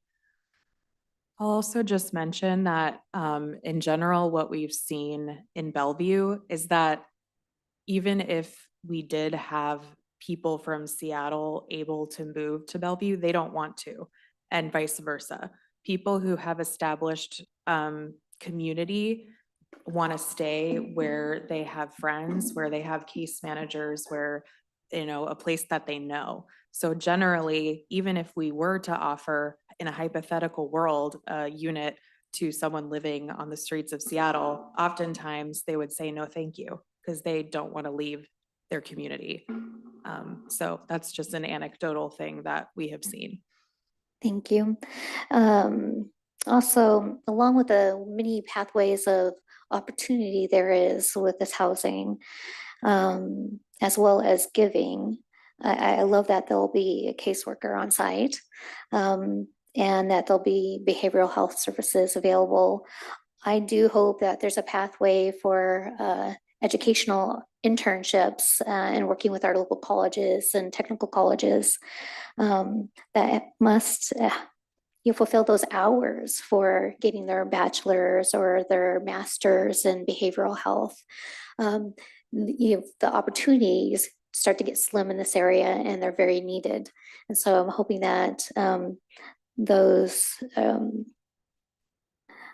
relationships can be built stronger and to benefit the people, our residents. Yeah. Glad you brought that up. I keep pointing to Bellevue, but it's such a great example of how it's similar. We're right down the road from Bellevue City College, from our new building, and we've had job fairs. We've tabled at job fairs. We've gone to speak to social work classes and things of that nature. So we definitely have that as part of our plan to build community. Thank you. And because I received a number of phone calls around this topic, our 30% AMI, just the way you want to calculate what that 30% AMI, I want people to hear that and what that is. So we're saying 30% Kenmore's AMI and below. And I just want to be sure that's on the record so people can understand what that is. Also, when we're talking about our housing, some people have had concerns, some of our residents have had concerns, is this low barrier housing? That's one of those things our community wants to know. It is low barrier housing, that is correct. And we find that like a housing first model, some people need a place and a home so they can exhale and breathe and have a place that they can then work on what they need to work on, whether it's behavioral health or health care or having nutritious meals, ability to sleep, whatever it is that is causing a disruption in their life or difficulty in their life, we need to be able to offer them a home so that they can have that safety. And like I like to say, and you saw in the video earlier, just exhale. I don't have to worry about freezing tonight. I don't have to worry about am I going to get a meal? I have some stability for a while. And so now I can work on the other things that give me more stability and enjoyment in life. So that's why we really promote the Housing First model. And persons with disabilities, intellectual disabilities, particularly, I wonder how does that work in this model? If you have low barrier housing, that's a certain kind of element, and they have to come to their place of wanting to have treatment, right? If they want it or not. That's something that has to be discussed, but persons with intellectual disabilities have different challenges and different safety needs. So how do you manage that in this kind of a housing situation? Yeah, I'm glad you asked that question. We have full services staff, we have case managers, and now we've been really, really fortunate to enhance our behavioral health delivery. We have a chief of behavioral health, and actually I'm going to talk about Eastgate again and say that we received some funds there to enhance our behavioral health approach. But it's not uncommon to work with somebody that has intellectual disabilities, and our services staff has that knowledge to work with that. And we also have referral partners and outside external services partners as well, that if we need to refer people there, we can, but it's certainly not something that is uncommon to us. So I'm a little taken back because I didn't realize this was going to be low barrier housing. So I'm going to just process that a little bit tonight. Do you have one other question about the safety of the building? I'm hoping that there's going to be more than one elevator and at least 2 stairwells, being that Or it's 2 elevators and multiple stairwells. I think at least there's 2, yeah. Okay, and you did say one way in, one way out, but I'm assuming there's an emergency exit out Of as course, well. they just can't get in that way. And, you know, obviously we have cameras posted outside of each exit. So if someone is coming in that way, we can address it, which is why we have someone monitoring cameras at all times. All right, thank you so much. Okay, I had a couple of quick questions before we go to Councilmember Baker again. One thing I noticed in the draft development agreement, page 4 at the top there's list 1 through 5. I would just point out that it says it lists 76th Street. I believe that's probably a typo and should be 67th Street. So we should get that fixed. And then throughout the development agreement, it talks about, well, there, as far as I can tell, there's not a definition of affordable housing in the development agreement.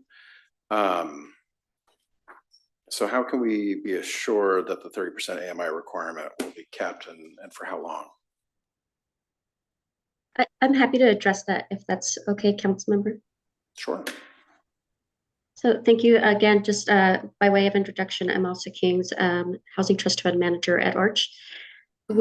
Part of our requirement for funding is that we will be requiring a 50-year covenant on the property, which will be recorded and will ensure affordability for at least 50 years at 30% AMI. And just to answer the previous question in regards to a 30% AMI, a person at 30% AMI in King County is making approximately $28,700 a year. Thank you. Councilmember Baker? Yes. I heard this is low barrier housing. So you don't have background checks. We don't know if these are sex offenders or weapons or drugs. Is that correct? Because of the KCHA vouchers, we are required to do background checks. And weapons checks and drug checks.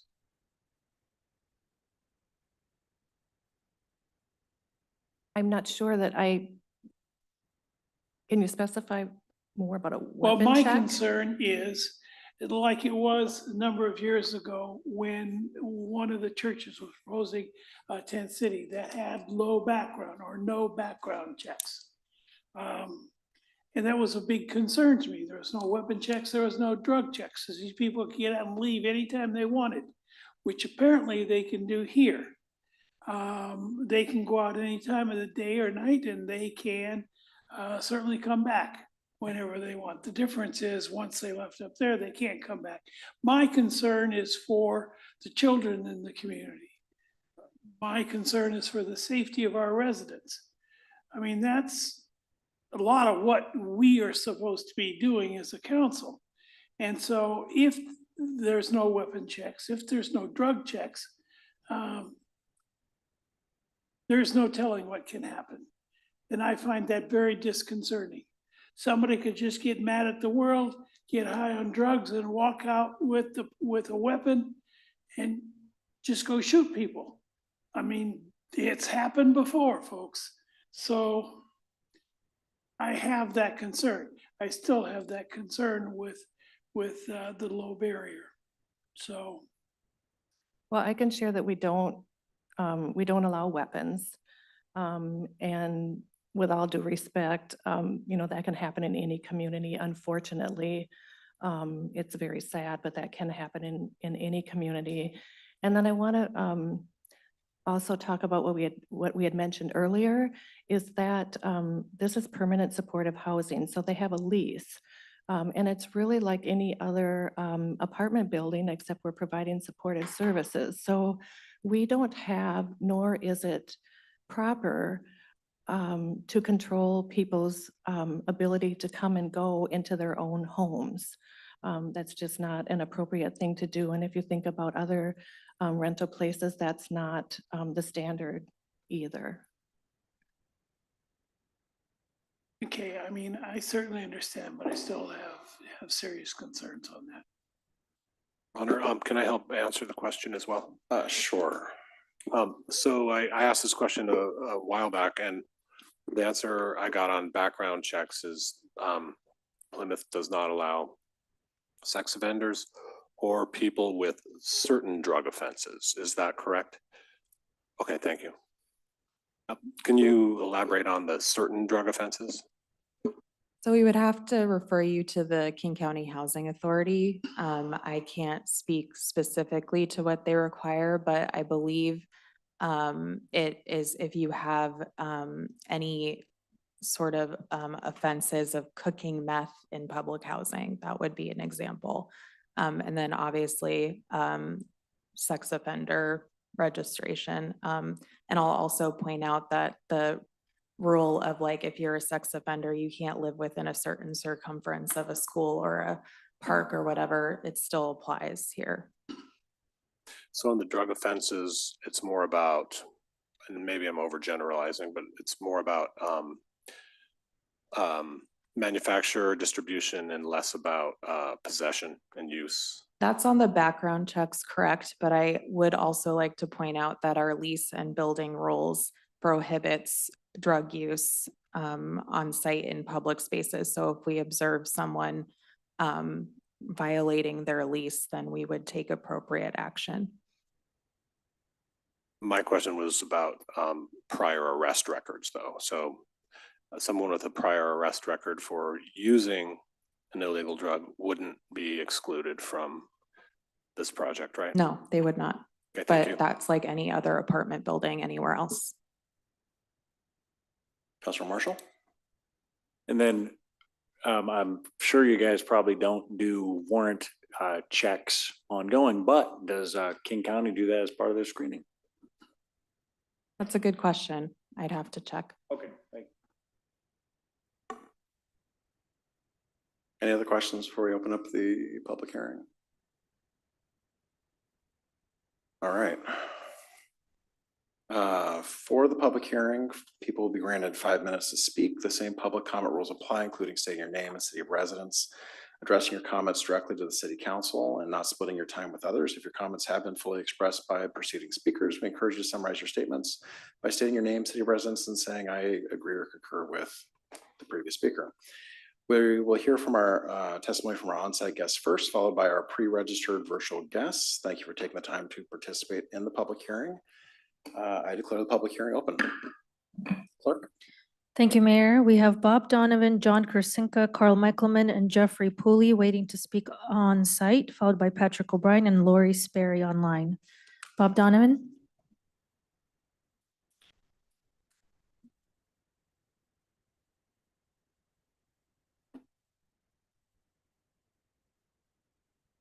City Council members and Mayor, I live in Bothell, Washington. My name is Bob Donovan. We have the Kenmore camera just across the street.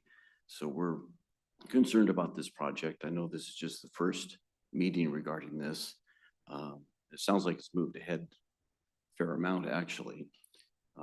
We're concerned about several aspects, two of them being, the first one is the parking seems woefully inadequate. 10 parking spots for 100 units. Seems like that's a big change from what typically, like was mentioned, 100 spots for 100 apartments. Seems like a big break on typically what gets done. Also, the use of that space there on Bothell Way. Seems like that could be used for something different than what it's being used for. I think we all agree that affordable housing is desperately needed, but putting on street frontage in prime spots seems like the property could be used in a better manner. That's all I have to say. Thank you for your time. Thank you, Josh Kursinka.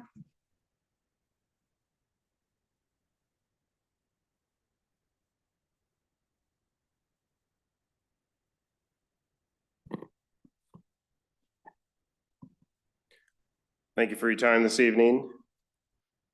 I come here tonight speaking and asking you as council members and leaders of this community to reject the proposed variances to the city code needed to move this project forward. I'm asking this not only because it violates several current building codes as acknowledged by the fact that we need this hearing tonight, but also more importantly, because this project has been grossly miscommunicated to the residents of Kenmore. Up until this evening, over the last year, this project has been marketed through city communications, including emails, the Kenmore newspaper, etc., to residents as senior and veteran housing for low-income residents. In fact, the first page of the RFP that was provided by the people sitting next to me here from Plymouth is actually titled Kenmore Senior Housing, is the title on the document, folks. However, when you read through the RFP, as well as the subsequent responses that were filed by the Plymouth team with the city and inputted into the previous meetings, what you realize is that this is not a housing solution for seniors or veterans or Kenmore residents. This is a 100-person homeless person complex with no wraparound services, no requirements that residents stay sober or participate in the services that Plymouth provides. And all of this is within 500 feet of the hangar where Kenmore students volunteer every Wednesday, where Kenmore toddlers play, and where businesses like the gentleman who just spoke have literally millions of dollars worth of inventory. For those of you who haven't read the actual RFP or the subsequent responses, let me actually read you a couple of things so you know exactly what you're actually voting for here tonight. Page 21, tenant population, second sentence, all residents must be homeless. There's no word in there about being a senior, nothing in there about being a veteran, nothing in there about being a Kenmore resident. Page 23, services provided. Participation in case management is voluntary for all tenants. Tenants are not required to maintain sobriety or cease drug use or participate in service. Free for all. Page 24, tenant selection eligibility determination. All tenant placements will be made by Plymouth's rental office. There is no, and as you've heard tonight, there is zero acknowledgement for Kenmore residents. Now I want you to think about what you've heard tonight and what I've actually read from the proposal. Does that match the emails that the city has sent out? Articles that were titled Kenmore Senior Housing, Kenmore Veteran Housing. No, it does not match. Do you honestly think the public understands what is being built here? I also ask that you think through the second and third wave consequences of adding something like this to Kenmore's downtown. Do we have the police force that's needed to protect nearby businesses and residents? Does this council know that during the month of September, 2 people were murdered in one of these facilities operated by Arch and Plymouth in Belltown, in not one, but 2 separate incidents. And Mayor Baker, to your point, that person who murdered those people was a previous felon with multiple convictions against him, passed the background screening, made it in. Does this community have the mental health care or medical facilities to house 100 individuals with this level of care need? We have an urgent care. What will be your ability to attract incremental downtown development once this is built? This project should not move forward until you can answer all of these questions. This should not move forward until the city accurately communicates the actual details of this project to the broader community and to the business owners who will be impacted. For the safety and security of this community, I ask that you vote against this. Further, I do disagree, Nigel, with yourself and Deb having a vote on this. I respectfully ask you to recuse yourself from tonight's vote, given the clear conflict of interest between your employer and this project. Thank you. We need your city of residence for the record. I live in Kenmore. Thank you. Carl Michaelman.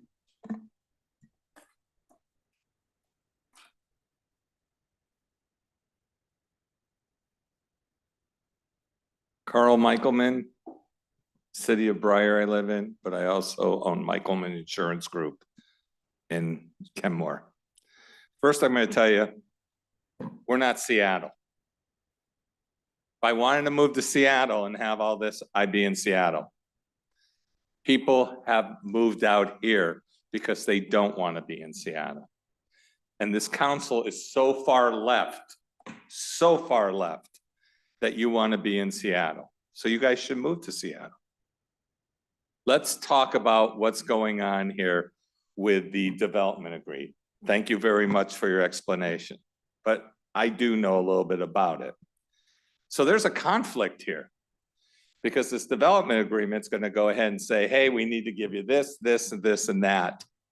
We want to raise our heights. We want the setbacks difference. And then what we'll do is give you back something, give you something. And then what will happen after that is that they will be paying all attorney fees, okay? And what happens where the conflict is, my place is on 181st. If I do a development agreement, I have to pay for everything. And I gotta say, here, I'll give you a little bit of my property. You guys can't do that because we own the property.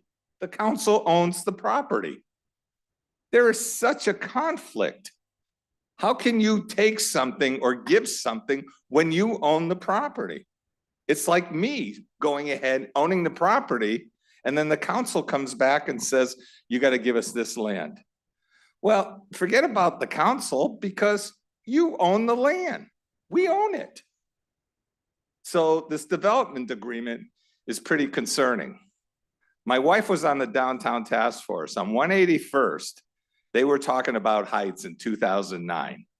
Okay, you know how many people there was a hearing because they said we don't want height of 60 feet, even though we had it at that time? 150 people were at a public hearing. Nobody knows anything that's going on here. And also, I'm involved with the Kenmore Business Alliance, and this has been preached as low income. Nothing about homeless. And we're going to ship people up to Kenmore. We're not helping the Kenmore residents. We're helping King County and Seattle. And enough is enough. You need to say no. You need to go revisit this. And then last but not least, with the heights, for all the people that were complaining on 181st behind them, this thing's going to stick out like a sore thumb. And what gives you guys the rights to increase the heights when the people on 181st couldn't do it? Think about it. There's things called FAR. All I know is like a cake where it was. When 181st was doing, the people were complaining, we were saying we would go ahead and come back with, you know, different designs. But here now, what you're doing is the development agreement, they're gonna be paying for all this stuff. You're gonna be giving something away, which is ours. And then for the $3 million of beautiful view land, again, hey, guess what? Maybe we couldn't go ahead and do the swim tax. Maybe that $3 million could help us off on that instead of us paying. And like Josh just brought up, the economic development, no developer's gonna come for this place. It was as smart as 181st at the time when they said 35 feet was not gonna work. Take a look at 181st. No developer has come. You put this in, again, what's gonna happen is no one is gonna come as a developer. But don't do a bait and switch. It was supposed to be for low income. It was supposed to be for seniors, and now it's homelessness. It's not that, I know there's a problem, but it can't be in our back door. Thank you. Jeffrey Pooley.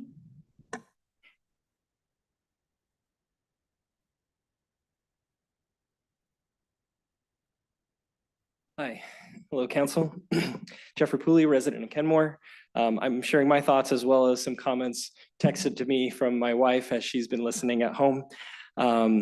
We want to express our general support of this project and this program. Our house is a short walk from the facility, and we're thrilled to welcome these residents as our neighbors.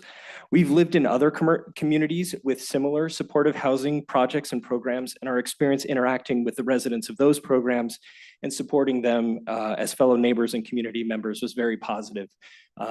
Specifically, as you interact with these people, a lot of these concerns that have been expressed today are alleviated very quickly because you realize that it's not us as residents and them as whatever you want to call them, but they are just other residents of Kenmore. And we enjoyed supporting them as their neighbors in those communities. And we're excited about this program because we feel it will also be a positive addition to our community. Wanted to recognize and appreciate the compassionate research-based approach taken by Plymouth Housing generally, and for this project specifically, including the phased move-in approach, the facilitation of move-in donations, soliciting the donations from the community and facilitating the community involvement, the planned on-site healthcare services, and other supportive services. We're consistently impressed with the thoughtfulness and professionalism of Plymouth in the planning and development of this project and its ongoing support. We thank you for the breakdown of funding. It's great to see how much of this project is funded by existing grants and programs. And we also appreciate how the emphasis on how cost effective this is. This has been demonstrated time and time again that housing first is a very economical approach to solving these problems. And it's great to see the approach that Plymouth has proposed. And lastly, we want to just thank the council and the community for supporting the Housing and Human Services Manager, Tamby Cork, who is going to help Kenmore navigate this project specifically and these issues generally, and keep them in line with Kenmore's overall priorities and goals. And that is my comment. Thank you so much. Mayor Herbig, can we move on to hear from our online guests? Yes.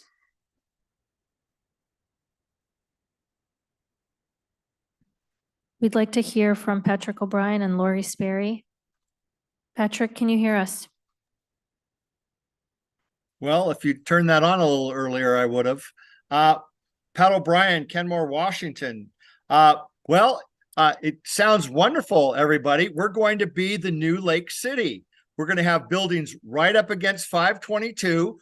We'll have drug dealing on the street to promote Kenmore as a good place to come to. And all of the resources of the city are going to be at the disposal of people who are homeless. And there'll be great advertisement for people wanting to come to a place where they can buy drugs. That's wonderful. And the amount of police force and jail, have you figured what that's going to cost? It's going to cost a lot. And, you know, if there's 100 residences, even poor people have cars. And where are they going to park? In front of the Kenmore camera. in the Chase bank account, in the Chase bank area, Jimmy John's. Every place around there is going to have a appropriately modern slum car. Thank you. There was a gas station on this site. There was an auto parts store. It was known to be contaminated. The city elected not to do any ground testing. It's still contaminated.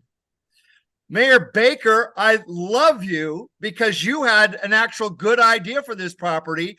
You were going to have it be a tunnel to connect our downtown core, the Kenmore Village, to the Burt Gilman Trail, and that would have actually brought people into our needed city core to buy coffee, go to restaurants, do that sort of thing. But with like the Kenmore Village, we see the city of Kenmore is incapable of developments that make any sense at all. So right next, 10 feet from 522, people milling about with no cars. It is going to be Lake City and you're causing it. And what really gets me is this was told to us as senior housing or, you know, veterans. Guy's got no legs, gave up his health for his country. Great. But no, all the names go into a hat and King County pulls out who gets to go into that facility where we donate the land worth over $3 million. That totally disregards our control over who lives in Kenmore. And we could vacuum up all the homeless in King County and they still wouldn't be happy. And I'm certainly not, because we have an abused woman's shelter 2 blocks away. We've got Mary's Place that was a benefit of the King County Police Station. Kenmore has given a lot of property and made places for homeless, but they don't belong on 522. And I heard it said by one of the 5 panelists that, oh, they want a place to breathe. Well, I guarantee you the asphalt fumes coming to that property are totally crazy, and they will be coughing all 6 floors of them. So I'm not mad, I'm observant. So what could, if we sold the property and put businesses in there, how much tax revenue are we washing away and saying, no, we don't need that tax money in Kenmore. Oh, we don't need the money to sell that and underwrite or turn our budget into something more hopeful than what it is right now. So all the people at the Kenmore Library, you're going to have a lot more people sharing the library space. They're going to be camped outside with shopping carts like we see in Lake City. That's what we want here. That's what was promised. We believe you're going to do it. We empower people who don't have a house or any money to spend in our city. We provide free housing for people that don't need to be on 522 advertising that Kenmore is a great place to come if you have nothing. So we got the abused women's shelter, we got noise and pollution, and we got the Kenmore asphalt plant. We'll have the debt from policing and paying for jail time. You should have a police station in that building and have temporary jail facilities. They're druggies. Other people in Kenmore don't need supervision. They pay high taxes. You should have people from Kenmore in any facility, and we should emphasize the people displaced that are from Kenmore, the seniors, and people with disabilities from Kenmore. Thank you. Thank you. Lori Sperry. Thank you. Lori Sperry, City of Kenmore. Oh, I guess I didn't turn my camera on. So I'll be honest with you, I'm really feeling pretty sad right now. You know, we've worked so hard to make a downtown that feels safe and is family friendly, and we've used development agreements in the past. When I was on council, we used them for developing what we have of the downtown core. And they are designed to provide flexibility to codes for public benefit. Now, I recognize that there is a general public benefit, and I'm all for helping people and being supporting of people that are experiencing homelessness. I know of at least 4 women personally that have gone through this, and it's complex because there's trauma and there's mental health issues often and substance abuse. And, you know, people do need support for that. However, as I'm listening to what Kenmore is getting, yes, there's helping the 100 people, but what's the impact in Kenmore? And if you look at the Kenmore citizens, we have, as they say, invested over $5 million into this project. And, you know, our taxes have been raised so much that now we are getting taxed on the taxes that are being raised. And so affordability, cost of living is being felt by everyone. And this project was, not only is there this cost, there's the lost opportunity costs for the commercial property, there's lost future revenue, there's no tax revenue from this type of a project. There are multiple, I think there's 8 taxpayer funded affordable housing between here and Safeway where I live. I mean, so it's not like we don't have other projects, and I'm fine with that. But this was sold as senior and veteran low income, and I believe that in good faith, that's what the council thought they were getting. And as the more you hear about it, that's not that. This is not that.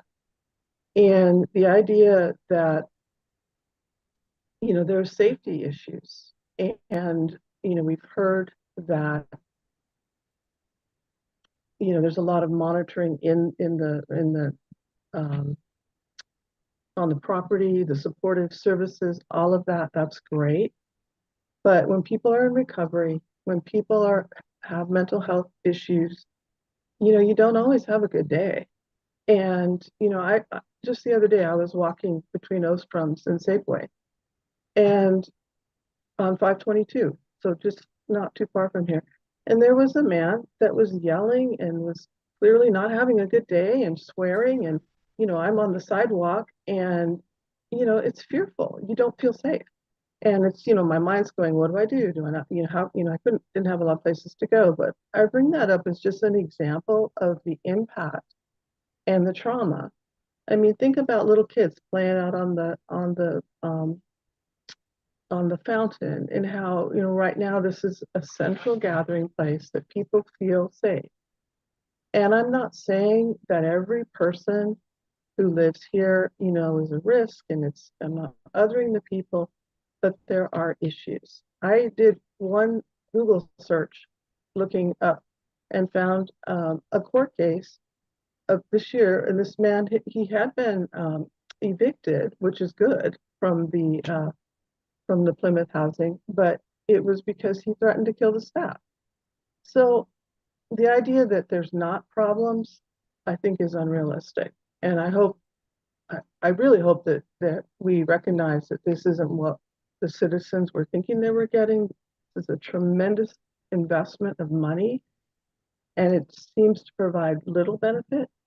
And last but not least, this is an incredibly public space in terms of the visibility of this building. And first I thought, well, let's not make ugly. And honestly, when I look at that building, it looks like a giant chessboard. And is that what we want to be known for? So I urge you to say no to this deal. It's a bad deal for the city of Kenmore. Thank you, Ms. Perry. Mayor Herbig, that concludes our list of guests. Is there anybody else in person who wishes to be heard? It looks like we have 2 folks. After you speak, we'll need you to sign in. Why don't we go with, why don't you go first, and then Mr. Culver can go. Just name, city of residence, and then just sign in after. Hi, I'm Andrea Carnes, and I'm a resident of Kenmore. I've lived here about 5 years with my family and my 4 kids. And I've always been really proud I've always been really proud of this city. And tonight I'm not so proud. I work for Plymouth. And I have held up each of your names to our organization because I've been so impressed that we as a small town would have the compassion and have the education and the knowledge and the understanding that we are part of something bigger, and that the people here, I do pass by people here who need a home. The woman with the shopping cart who sometimes is down at the Starbucks who I buy coffee for, I'm sure you do too, because I know you. You are my neighbors. We are neighbors. And we are here tonight because we said, we're going to do something and we're going to show an example. And I will tell you, in Bellevue, it was really hard. It was several years. That men's shelter was trying to find a home for over 10 years. They couldn't get a site. And finally, the city of Bellevue said, okay, we'll try it. And man, it was like pulling teeth. And it was really hard. And council member after council member, we had to have individual conversations and public hearings, and it was years. And we came here, we applied on an RFP, and I came to work and we all cried. Like it was a totally different experience. We went, wow, this place is different. This place is good. And we're gonna set an example. We're gonna show the whole North End, we're gonna show the whole East Side what it really means to be a good neighbor. So I hope tonight that these voices don't drown out all of you who came onto council because you cared and who listened to neighbor after neighbor in our community who said, let's be different here. Let's welcome people here. My kids and I, we volunteer at our buildings. I am not afraid. These are people I know. Some of these are mothers and fathers. Some of these are children. We have a memorial service every single time we lose someone. And I will tell you time after time after time, those memorial services, that's when a parent arrives and they say, thank you. I couldn't care for so-and-so, but thank you, because they had a home here and they died with dignity. We're providing on-site healthcare services. We're providing on-site behavioral health services. We're providing around-the-clock care. People are not coming from facilities directly dispatched into our buildings. They're not coming in with violent offenses where we're suddenly afraid. But just like everywhere else, I shop at the Safeway at night, just like everywhere else, there are times where our communities are not safe. And I'm not going to stand up here and promise you that this is a building that won't at times be, we're no different than anywhere else. And I hope that when something happens, that you won't point fingers, but you'll come and say, how can I help? Because I'm your neighbor. And I don't live but 6 blocks up the street. And I'm going to be here. And I hope you will be too. And I hope it doesn't make you want to leave this neighborhood, because this is what we do. We're going to do it good here. We're going to do it better. Thank you. I want to be proud to live here. John Clover. Ms. Cairns, can we get you to sign it on the sign-up sheet for the public hearing? Thank you. John Culver, Kenmore. I'll keep it brief, really just zooming in on one point. This is a priority for the city. This is, some culmination of months and years of work, allocating millions of dollars to make this all happen, lobbying Olympia to get in on it to the tune of millions of dollars. This suggestion that it's suddenly bait and switch, that we didn't know what we were getting ourselves into, did that really happen? I completely understand if, there might be some, call it dissonance or whatever between what happens in the public. I've been vocal about that, I get it, but I think folks on council knew what's up. I think we all knew some of these details going into it. So I'm assuming that Olympia did not just write us a blank check and say, go construct whatever you feel like, have fun. I don't think that's how it works. I think this is, a culmination of, like I said, years of work and commitment of resources. And, we're serious about it. We're eyes wide open about potential risks or what have you. But yeah, just be methodical and go with your gut. Yeah, we have more time on it. So I will yield for now. Thank you. Thank you, Mayor. We have no additional guests. Is there anybody else wishing to be heard? Anyone else wishing to be heard? Anyone else on site wishing to be heard? All right, I'm declaring this public hearing closed. There'll be another one on December 11th. Appreciate everybody's participation and feedback. Thank you very much. Next on the agenda. Oh, it is 9:15. Unless there's any objection, I propose that the council take a 10-minute break, come back at 9:25. Okay, City Council is at ease.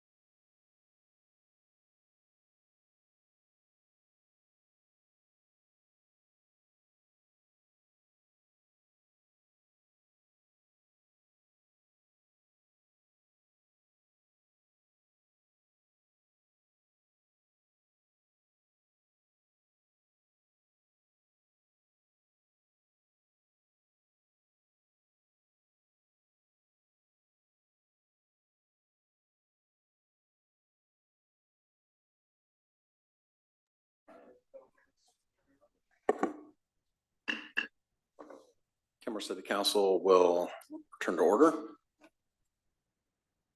Next on the agenda is our business agenda. First up, proposed ordinance number 23-0588, 2024 regular property tax levy presented by Finance Administration Director Melinda Merrill for adoption.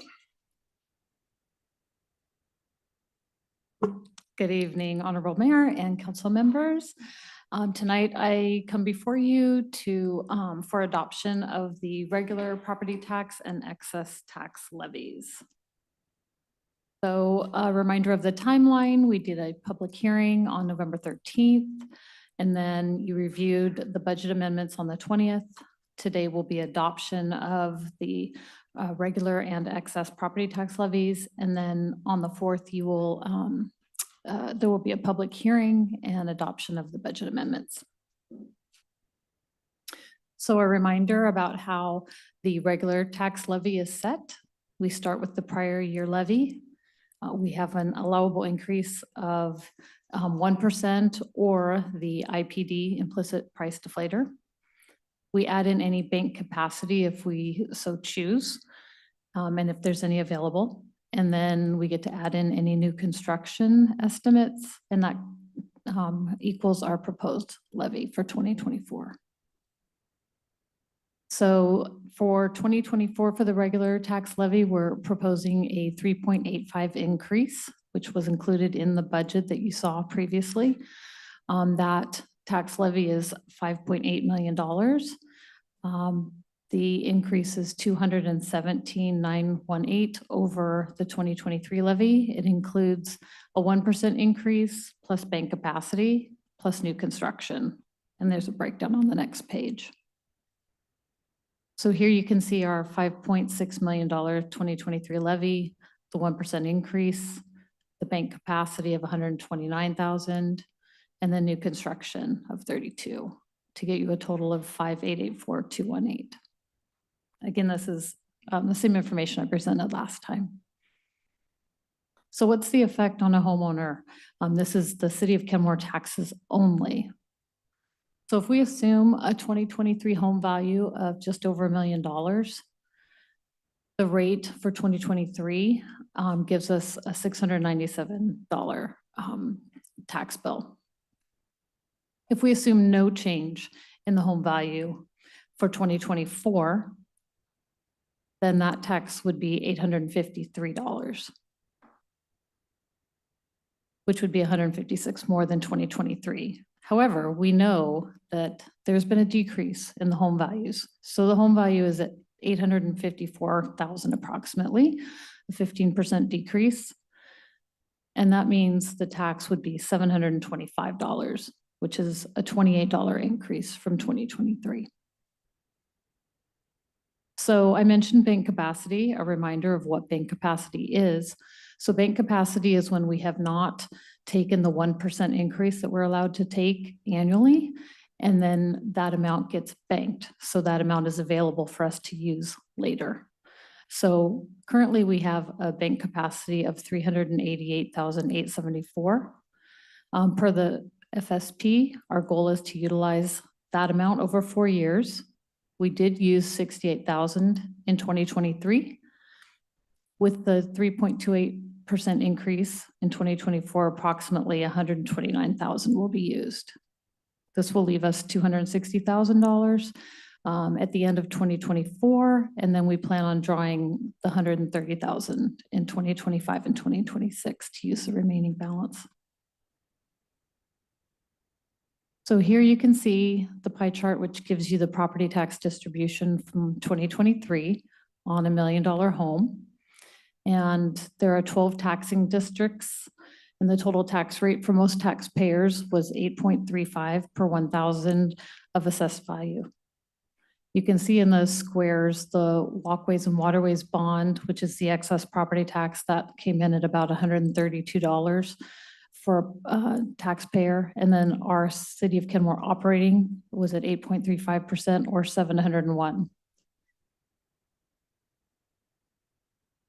So the excess property tax for the Walkways and Waterways bonds, this was obviously approved previously. We issued bonds in 2016 and 2021. It's voter approved.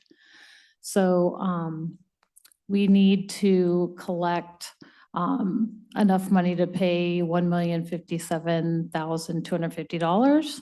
So that equals about $128 for the for a homeowner with $850,000 assessed value.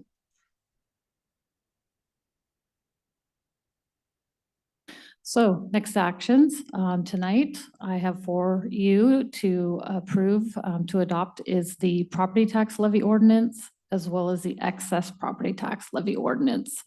And these are required for me to file by the end of the month. So November 30th, I have to file that with King County.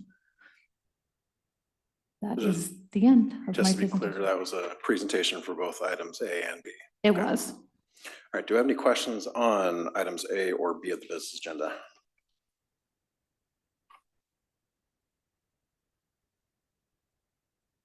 All right, the chair would entertain a motion to approve proposed ordinance number 23-0588, the 2024 regular property tax levy. So moved. Second. We have a motion and a second. Is there any discussion? Seeing no discussion, would the clerk please take the roll? Certainly on that motion, Councilmember Kugler, Yes. Councilmember Marshall, Yes. Deputy Mayor O'Kane, Yes. Councilmember File, Yes. Councilmember Baker, No. Mayor Herbig. Yes. With enough votes in favor, the motion passes and the ordinance is adopted.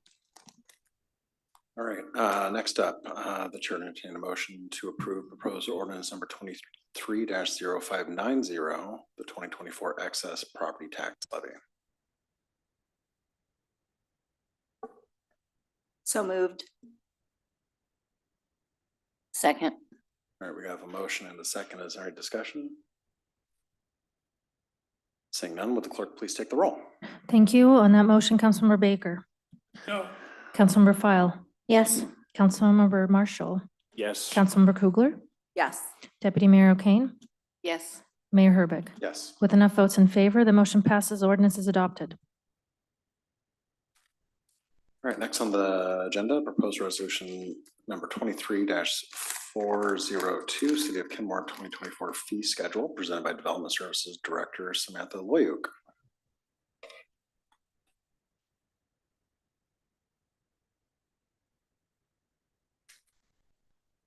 Good evening. So this evening we have resolution number 23-402, which is the 2024 fee resolution.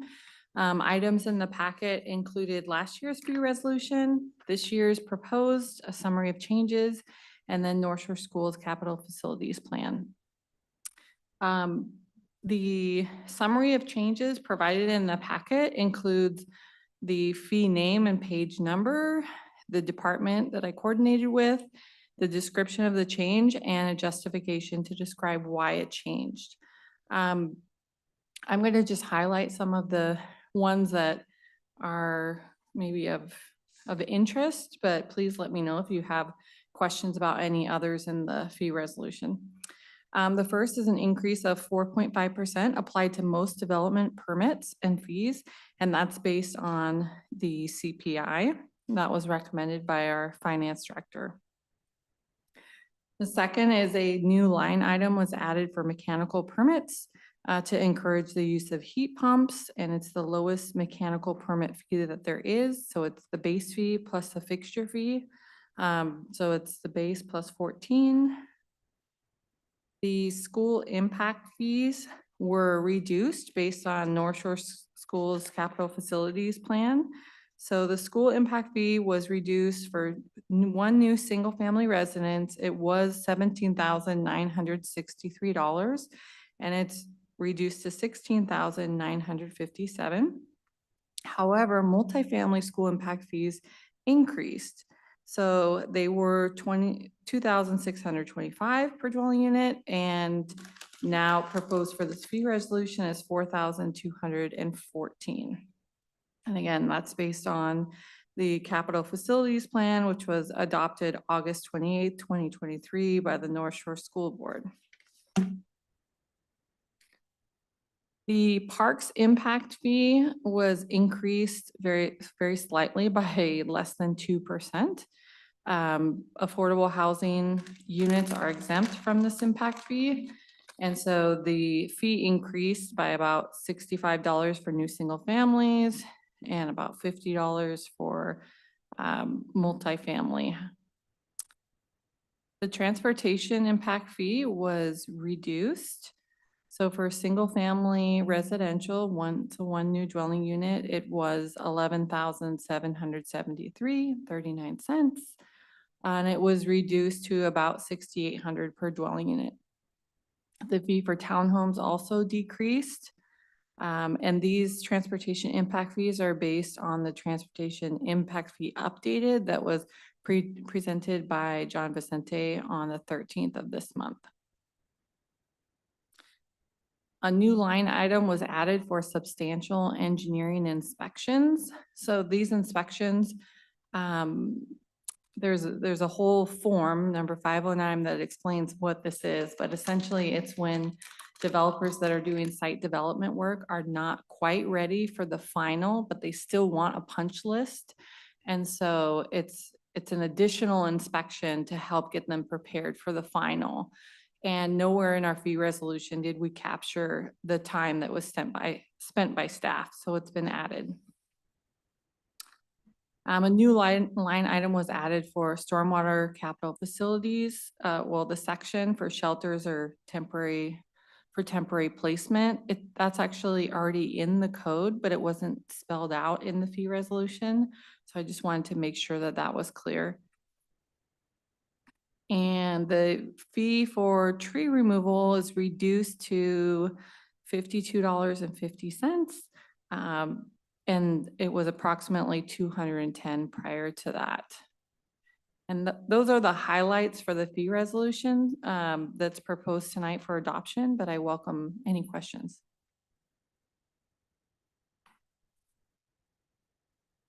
Any questions?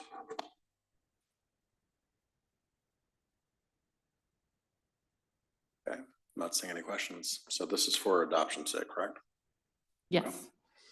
All right, the chair will entertain a motion to approve proposed resolution number 23-402, City of Kenmore 2024 fee schedule. So moved. Second, Councilmember Pyle. All right, we have a motion and a second. Is there any discussion? Seeing no discussion, would the clerk please take the roll? Deputy Mayor O'Kane, Yes. Councilmember Kugler, Yes. Councilmember Marshall, Yes. Councilmember File, Yes. Councilmember Baker, Yes. Mayor Herbig. Yes. The vote is unanimous and the resolution is adopted. All right, thank you very much. Next on the agenda, Cozy End Property Options presented by Community Development Director Debbie Bent.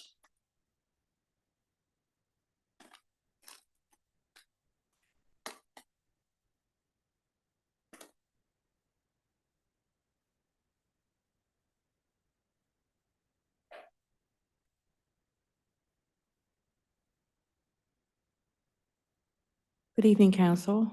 This evening, staff is looking for direction on a strategy for the Cozy Inn property. All of the strategies presented assume that the Cozy Inn building will be demolished, and that should be accomplished soon. There is a contract in place to do that, so by the end of this year or in the next few weeks, the building will no longer be there.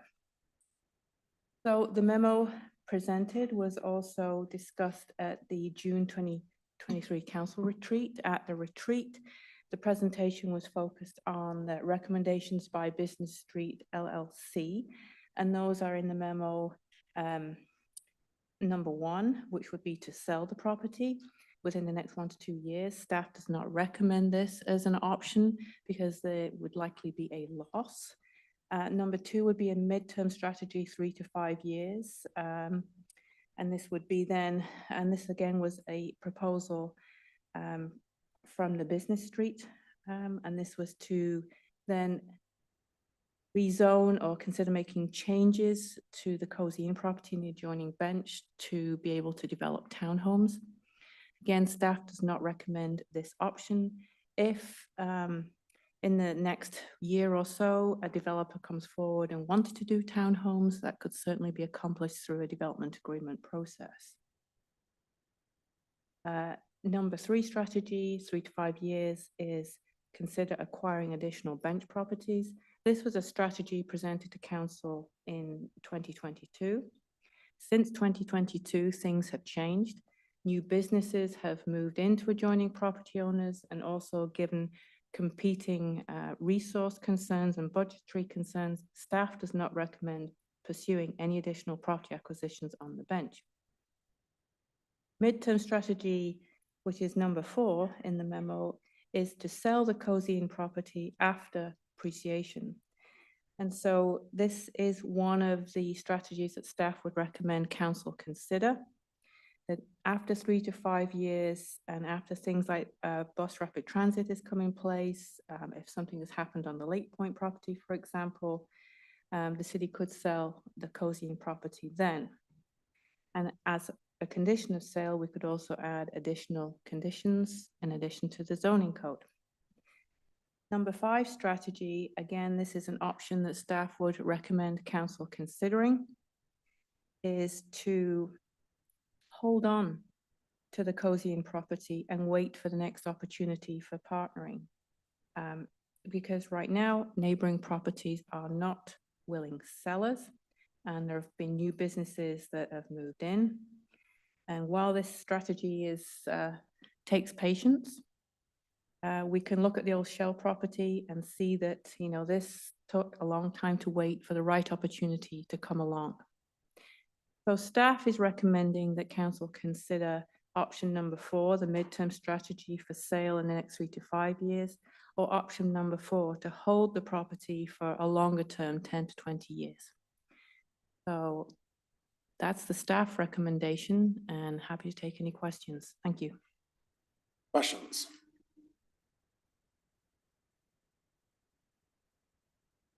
Councilmember Kugler.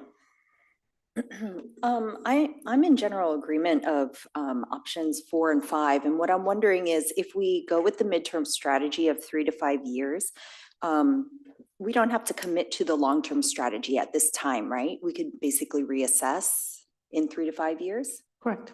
Okay. Deputy Mayor? I'm in agreement with Councilmember Kugler. Options 4 and 5 both are reasonable, but I lean towards 4. Thank you. Any other comments? Councilmember File. Looking at this, I'm more in favor of option 4. Looking at the market the way it is today and likely will be in the next few years. However, something should happen in the interim and there's great interest, I would hope that we consider it.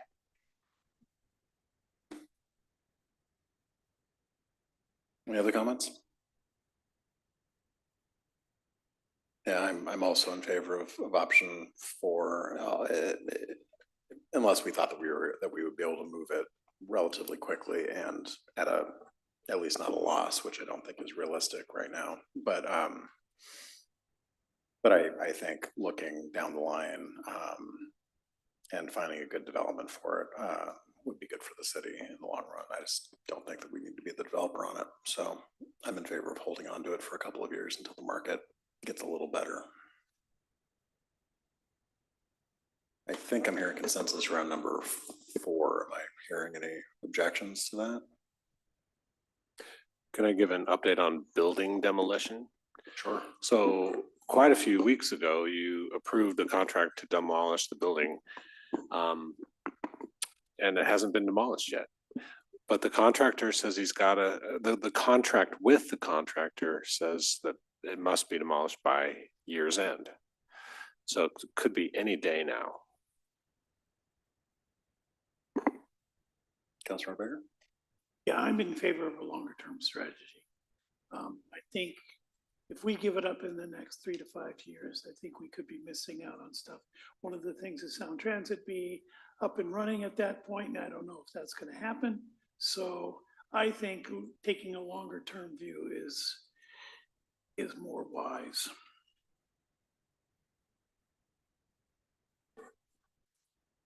You feel like you have direction or enough direction? I think I saw 1, 2, 3, 4 heads nodding for midterm strategy number 3, but Oh, no. I four, think sorry, four. number Yeah, 4. The agenda bill actually asks for a motion, if you want to be that formal. Does anyone want to make a motion? I'd entertain a motion for option 4. So moved. Second, Councilmember File. Motion and second. Is there any discussion? All those in favor, say aye. Aye. Aye. Any opposed? Okay. All right. Option number 4 is Thank you. approved. And some future council will have this discussion again in 4 or 5 years. I guess so. Thank you. Staff report, farmers market recap and update presented by events specialist Nicole Suarez.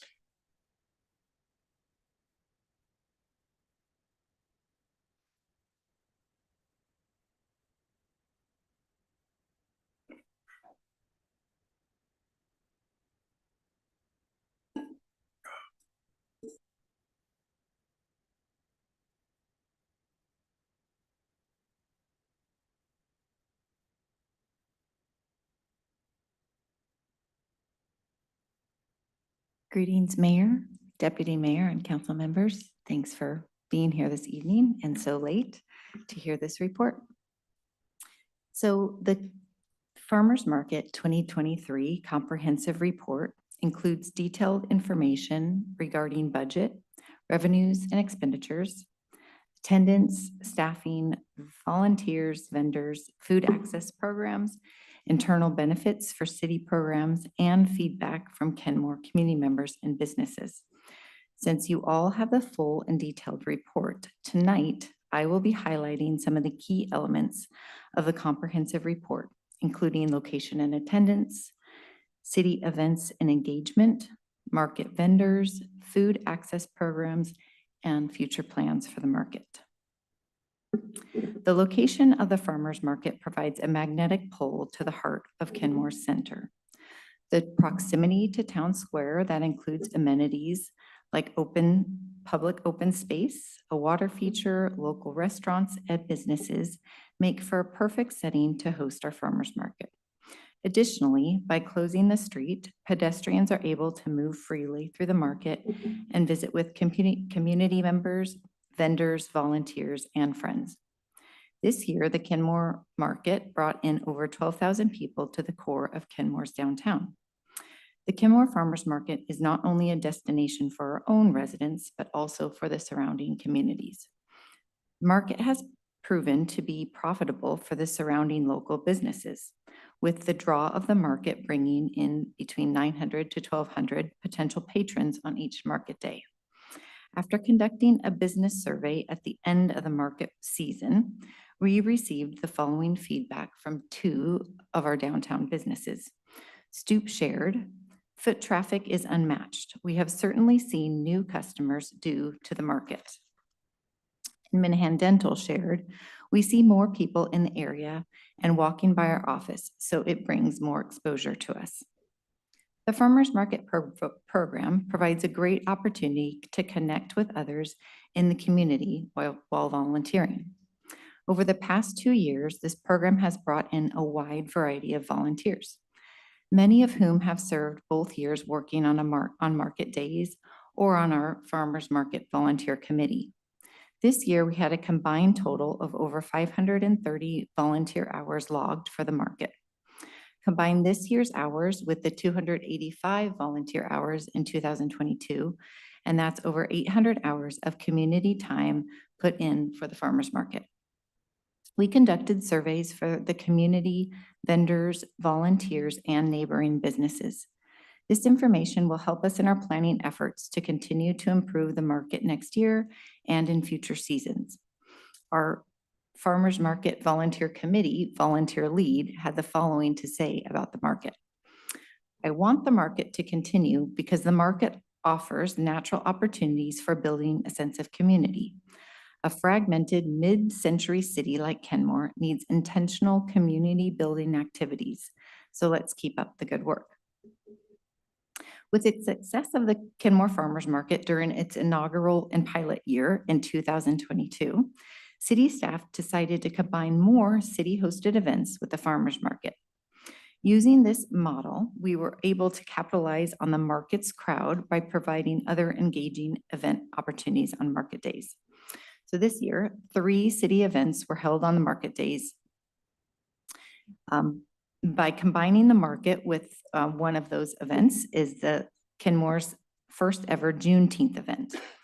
So with that, we were able to increase market attendance and fully activate the town square with diverse and educational programming.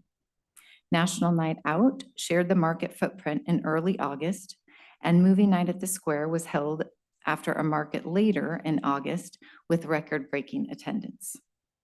In addition to coupling city organized events with the farmers market, the market provides value engagement opportunities for city programs and departments. In 2022 and 2023, we had several departments hosting booths to engage the public, promote information and resources, and gather feedback. One strong example of an extremely valuable engagement experience is the Love Where You Live engagement booth,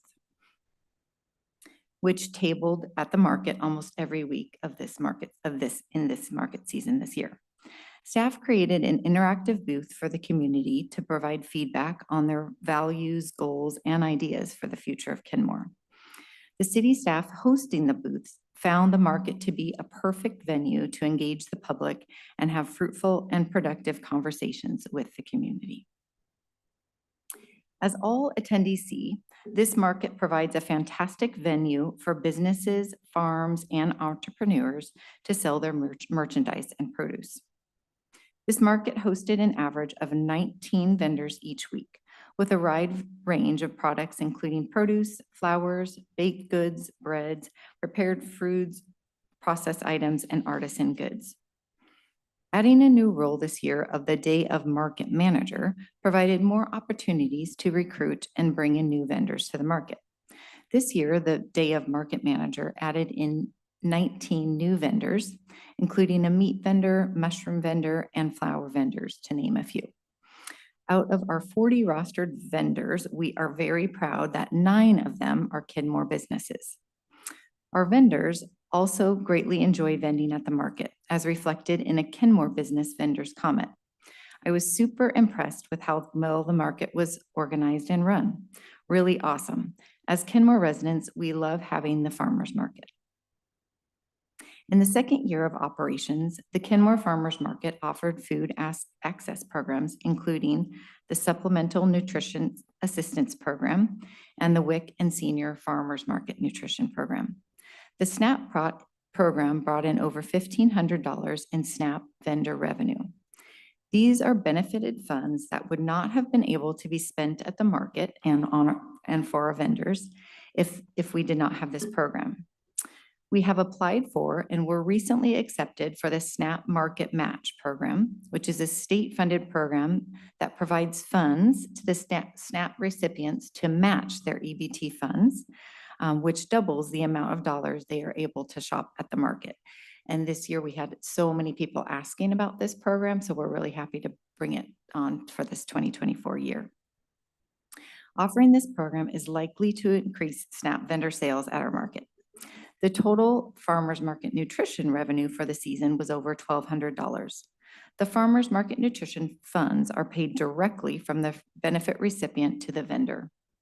Offering these food access programs at the market provide a perfect way to include DEIA efforts in our city programming. In looking ahead to our third season in 2024, the city plans to continue to fund and manage the market with the goal of turning over all aspects of market operations to a nonprofit organization. The events team will be working diligently during the next year to help make this a reality. It is our hope that we can secure a nonprofit group before the 2024 market opens for businesses to provide an opportunity for the new managing group to see the market in action, learn from the experience of our staff and volunteers to aid in a smooth and successful transition. We have built something great here, and we want to see the Kenmore Farmers Market to continue to thrive, grow, and be successful for many years to come. We are currently in the process of exploring possible options to secure a group to operate and manage the market beyond 2024. As part of our planning process, we are looking into what other neighboring cities are doing, including funding sources and operating structures. One example of a city supporting a market is the city of Shoreline. The Shoreline Farmers Market is run by a nonprofit group who contracts with the city for financial support. They are awarded money from the city mid-year and at year end and provide a mid-season and year-end report to show how the money is spent and how they meet the city required deliverables. We will compare programs and meet internally to come up with the best plan for partnership to host the Kenmore Farmers Market going forward. In addition to an outside nonprofit running the market, we will maintain our Kenmore Farmers Market Volunteer Committee to serve as the local voice for the community and provide guidance and historical information about the market to keep the same vibe, core, and essence of the market that we have all come to love. And some of our dedicated committee volunteers have already signed on to stay on the committee and serve in future years. So thank you for your continued support of the Farmers Market program. It's a fantastic benefit to the community, and we are excited to see the market continue in Kenmore for many years to come. Any questions on the Farmers Market report? Questions, comments, Councilmember Marshall? Yeah, just a comment. Thank you for all that. Of course, I love the market. And I'm pleased to see that we're moving towards looking at nonprofit management so that we can do something like Shoreline or Lake Forest Park, in which I understand the city funds their market a lot less than we fund ours, because there's so much enthusiasm and great work being done on that nonprofit to sustain it. So I'm pleased to hear that. Councilmember Baker. Yeah, I think the job you've done in the past couple of years, especially this last year, has been tremendous. You're a true asset to the market. I love the market, and my wife goes there and buys as much as she can every week. We love the market and we love the job you're doing. Thank you. Thanks, Councilmember Baker. Councilmember Kugler. Councilmember File.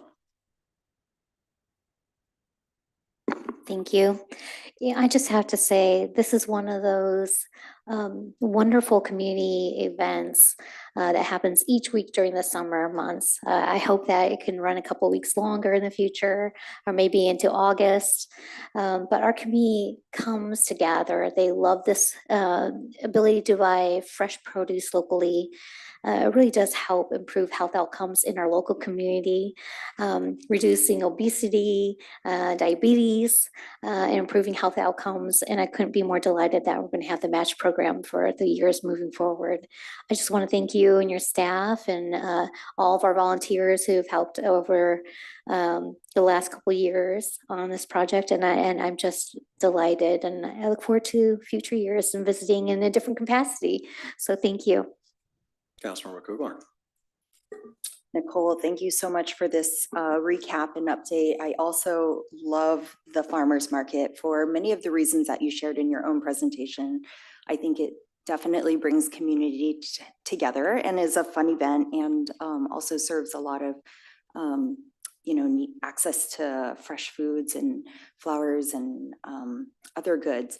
I wanted to just share some thoughts. These are not in an organized list right now, but being that it'll be a future council who will consider this, just some things that I think are important to consider in the future of the program.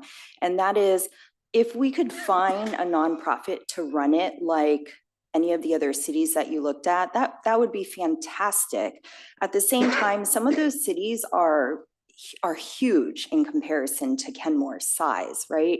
And based off of the revenues and expenditures that you gave, I thought it was interesting if you break it down by how many times the event took place. So looking at it in terms of like, if I don't consider the staffing costs, which I know is a considerable amount, but if we don't, then the cost of putting on the market is 19,272 for the entire season, or over the course of 13 markets is 1,482 per market, which if you're thinking about an event that the city would put on, that's pennies, right? Like, so if we look at it in terms of the benefit of bringing people together, not just of the service, but also I think the foot traffic that it brings to downtown, I feel like those are good investments. If we added in the cost of staffing to it and also divided that by 13, then it's about 6,538. Still not crazy for a one-time event for an evening. And the fact that you brought in other events and combined it, like Juneteenth, like the, what is it, the night out, annual night out event and others, you know, I think that's still really worth the investment. So, so I think just comparing it to some of the larger cities, I think is not an apples to apples comparison. I just want to put that out there. But of course, if we can get, you know, people to help and run it for cheaper, we absolutely should. Thank you. Yeah, I don't want to repeat what all of my colleagues have said, but I mean, you saw me every single week when I get off work on a Wednesday and get off the bus. And the first thing I did was beeline straight to the market. Not just to get my pound of cherries for the week, but also just to see people out enjoying themselves. It was, it really refilled my tank every week to go there and just see people really enjoying Kenmore. And the work that you and your team did was, I mean, just really amazing. And I can't thank you enough for that. And I really do hope that we are able to find a long-term solution that is more affordable to the city and keeps the same sort of community activity going on, because I think it was super valuable on so many different levels. So any other questions or comments on the farmers market? All right. Thank you very much, Nicole. Okay, thank you for all your feedback. While I'm up here, I will do a plug for another event and invite you all personally to the Luminary Walk this Friday evening from 4 p.m. to 7 p.m. We're bringing the event back to City Hall. It is supposed to rain, so good thing we can be inside a little bit too. This area will be for the performers. We have the Kenmore Elementary drumming group coming. They were also at the Juneteenth event. North Shore Middle School Choir, Inglemoor High School Jazz Band. And then we have a good few food trucks out front as well. Our local KDJ's The Bakery will be here too. And then the path will be north on 68 up the Tolt Pipeline Trail and then loop back down 68. So we hope to see you all there, and you're welcome to volunteer and help out too if you like, or just attend. So let us know. Measure. You mind if I tell a quick story about Nicole? Go for it, please. Nicole's heard this story a lot. She's probably getting sick of it, but I first met Nicole about 10 or 11 years ago, and it was back when we were looking at actually making North Shore Summit Park a park. And back then it was just this languishing, neglected field.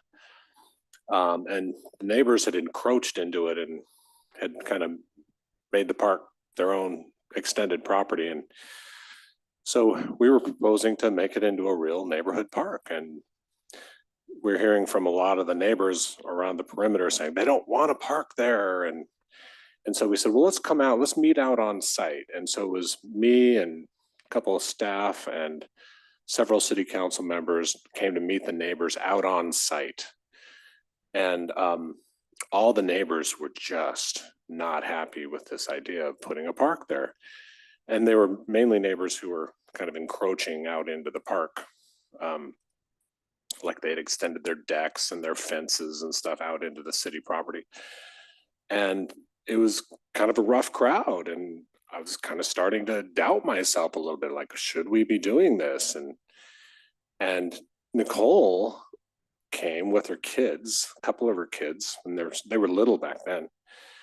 And despite this crowd of angry NIMBYs, she had the courage to speak up and say, no, this would be a great project for the neighborhood. She did this. And, you know, the body language of the people around her was not polite. But she had the courage to speak up and say, no, this would be a great thing for the neighborhood. And she brought my courage back. And, oh yeah, we should be doing this. Yes. And so the council went forward and built a great park, and no regrets, right? It's an amazing neighborhood park. So it was people like Nicole, or a person like Nicole in this case, that gave us the courage we needed to keep moving forward. And Nicole's just been very much involved in the community as a Kenmore resident, and I'd bumped into her quite a bit. And I just thought, you know, it would be great if she worked for this organization. She has everything we're looking for. And so I take the credit. I don't know if I deserve it, but I take the credit for recruiting Nicole. Somebody else might make a better argument for getting the credit, but so Nicole's been with us since probably 2016, 17, something like that, in various capacities. And she's just made a big difference in the community with all the work she's done for the city, including farmers market. And one more quick story. So we like to survey our employees every once in a while. And we did a survey of our employees. And one of the things that we wanted to work on was helping employees know that their opinions count and they matter.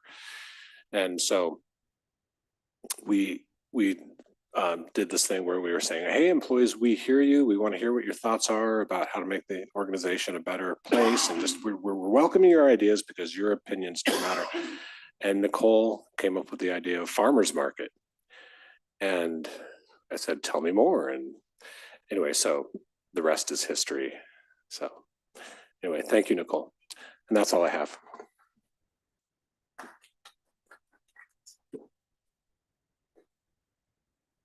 That's all you have? Okay, great.